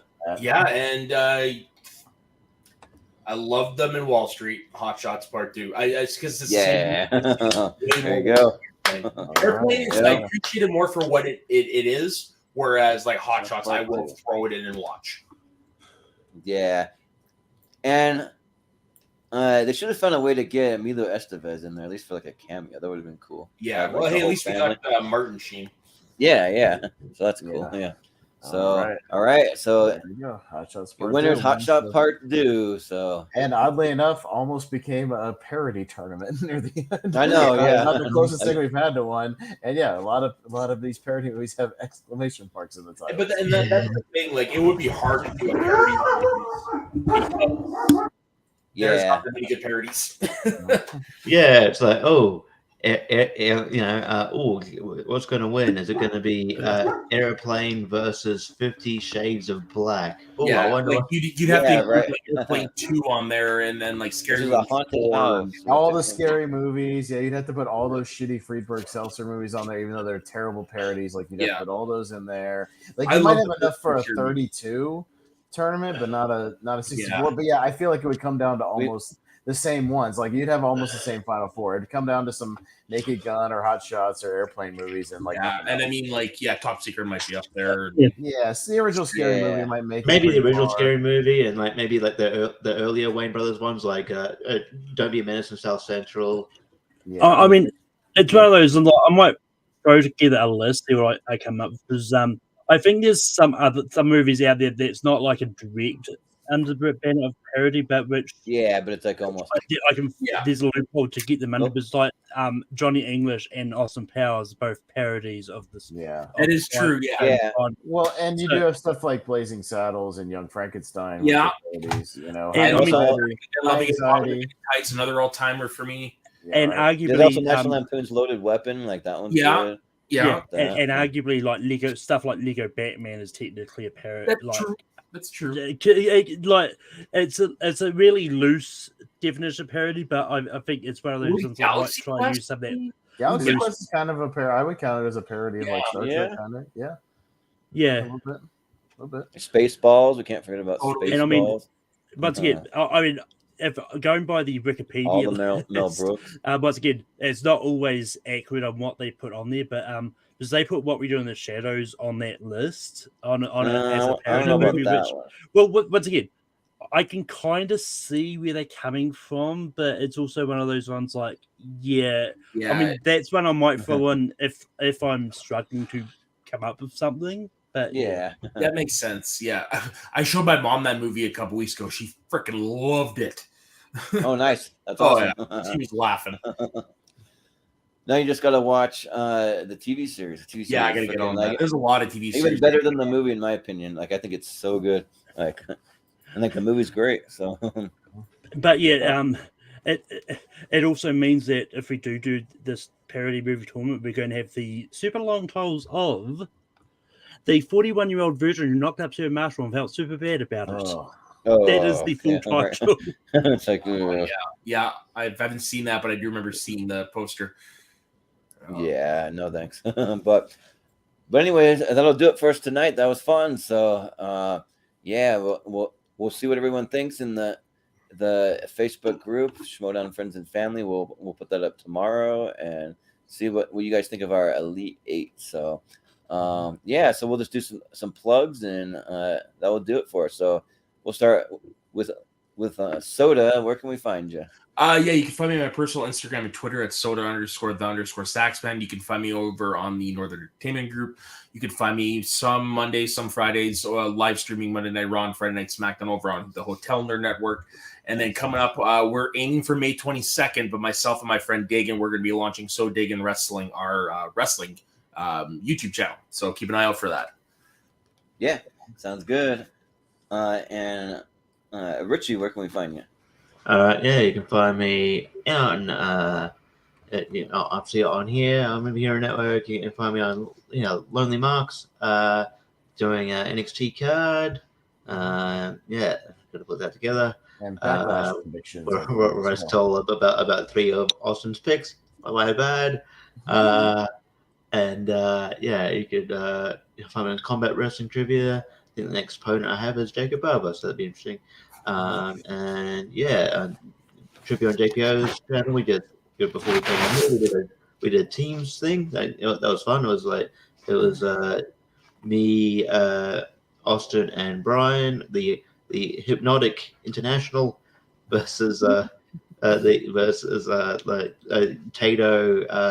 Mesa, and Diaz. Tato. I can't remember what I called it, Tato Lays or something like that. Yeah. So that was fun.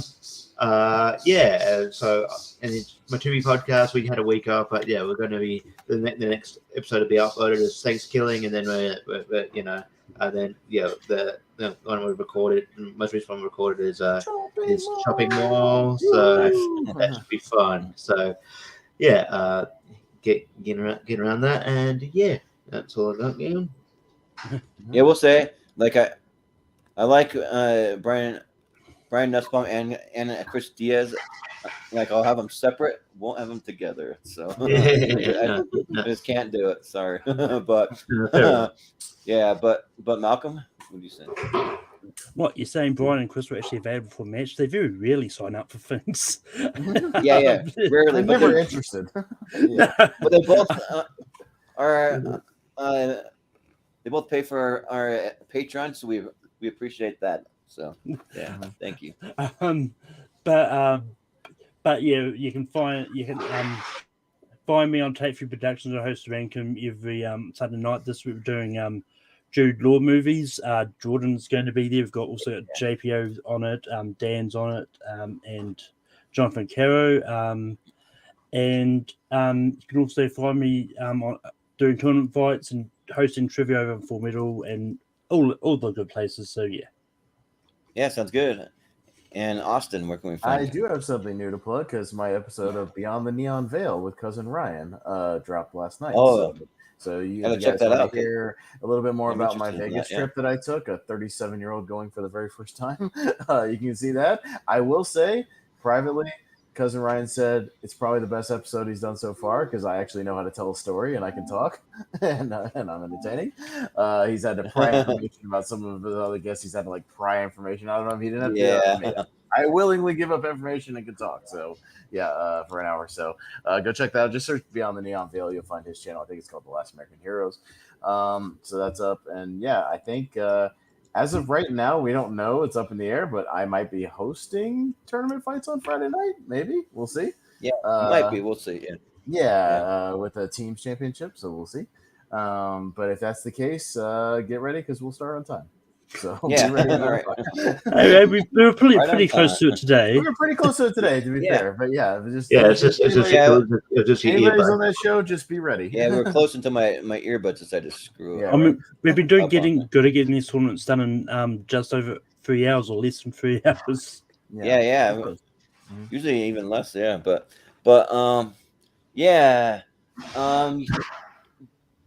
you can find us all over the social medias as always. If you go to Movie Hero 2121, I did see that somebody reached out and want to know if we had an email. We'll just simply that Movie Hero 2121@gmail.com. There's someone who had some ideas, that wants to shoot some ideas, so you can send them there, or you can just DM me on Facebook. If you go on Facebook, you can find me. It's Facebook.com/Jordan Anderson21. There's a lot of 21s going on there. So, and then you can find us in the Schmodown Friends and Family group. We're actually probably the most active over there of all of our social media, and we're going to have our poll up hopefully tomorrow, so you can come vote on that. And then for Friday's episode, it'll be best movie teams. It'll be a championship episode, so only a half bracket. So we did part 1 and 2, so it's the Sweet 16 from each of those. That'll consist of movie teams and also movie ensemble cast. So we'll have that there, and then we'll be doing this upcoming Monday. We'll be doing some the Seen and Heard movie trivia. So we're doing that on Monday night at 9 p.m. Eastern time, and Austin is our current champion, so he'll be defending his win streak. Champion. I think he's on a 4.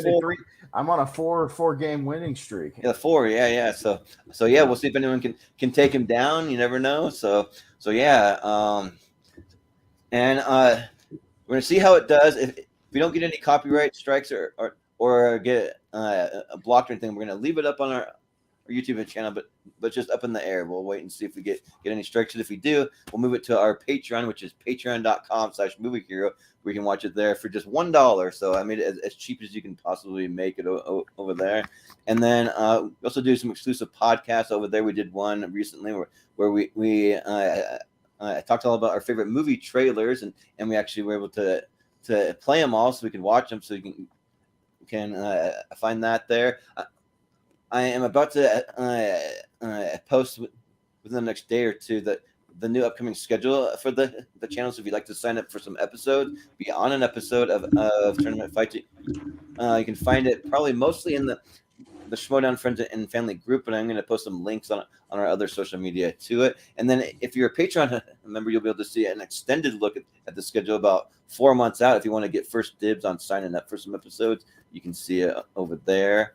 And then also too, we do have a new show that we're going to be debuting soon, which is going to be called. I have a little graphic here that I just finished making called "The Wheel of Movies." So essentially, what it's going to be is we took all of our top regulars, everyone that's partnered with the channel, everyone submitted their top 128 favorite movies plus 20 wild cards. The wild cards can be anything. They can be just some guilty pleasures, some new releases, some movies maybe you haven't seen and you want to watch them for this, because we're just going to spin the wheel, and whatever movie that it lands on, we're just going to do about a 1 hour deep dive on the movie. So we have some very long content like you see here. We have some short content that like some Snack Hero stuff, some Chris reviews, like those things. We don't really have any kind of medium length, so about an hour might be a good medium length thing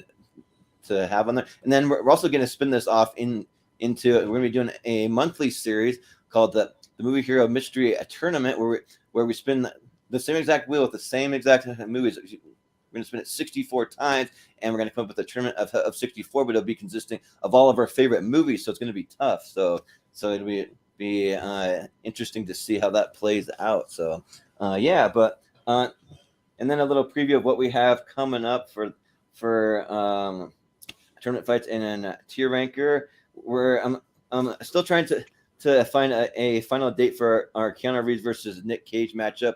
We're going to have Kevin Smets on. He had a family emergency that he had to attend to, but he still really wants to do the episode. So working with him, and then we're going to have Paul Preston and Adam Witt on the episode. So within the next 2 weeks, we should be doing that one. We're just trying to finalize some dates and stuff. And then we are also going to have our Best Movie Duos Part 2. So we already did Part 1. We're on to Part 2 of that. We also have one coming up for Mother's Day. That's going to be Best Movie Moms of all time. So I already have that list put together. And it's kind of interesting. Like we did Best TV Moms. And TV Moms is a lot of all-timers. For movie moms, maybe not so much. After I looked over the list of the movie moms, and I was telling Jordan, I was like, there's some good movie moms on here, but there's a lot of shitty movie moms on here. Yeah, right. Yeah, a lot of these movie moms are terrible mothers. So we might have a lot of F tier or D tier for that one. We'll see. Yeah. So we'll see what happens, because for that you can vote like however you want. That might be a bad person, but you maybe really like them. You want to vote them high, or if you think that they're a horrible person, you can vote them low. But then we're also going to be doing a top 64 for our friend of the show, Michael Wolfman Wyndham, who was supposed to be on tonight, but I guess he got caught up with some stuff. So we'll have him back for his top 64. I know his job's been keeping him super busy. He's had some late nights and stuff. He's had to work, but and then we also have our first episode of the Movie Hero Mystery Tournament. That'll be a monthly thing, like I said. Then we're going to be getting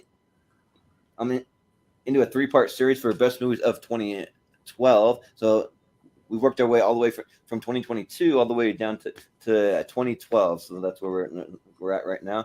Then we also have Best and Worst Movie remakes coming up soon. So we got we got that. And also we have Best Vacation movies for the summertime. So just any movies where they're on vacation in the movie. So that's a little preview of what we have coming up. So if you'd like to be on an episode, just reach out to me, and we'll see what we can do, because we always need solid guests for these episodes. And also, if you haven't subscribed to the channel, the most helpful thing that you can do is subscribe. Whether you're watching live, you're watching on the replay, just hit the subscribe button. Also, tell your friends to subscribe too, because we need subscribers wherever we get this channel monetized, which is the goal, because we want to be able to just bring you bigger and better content. There's a lot of things that I really like to do with this channel. So if we can get monetized, that'll be huge for us. So, but anyways, that will do it for us tonight. So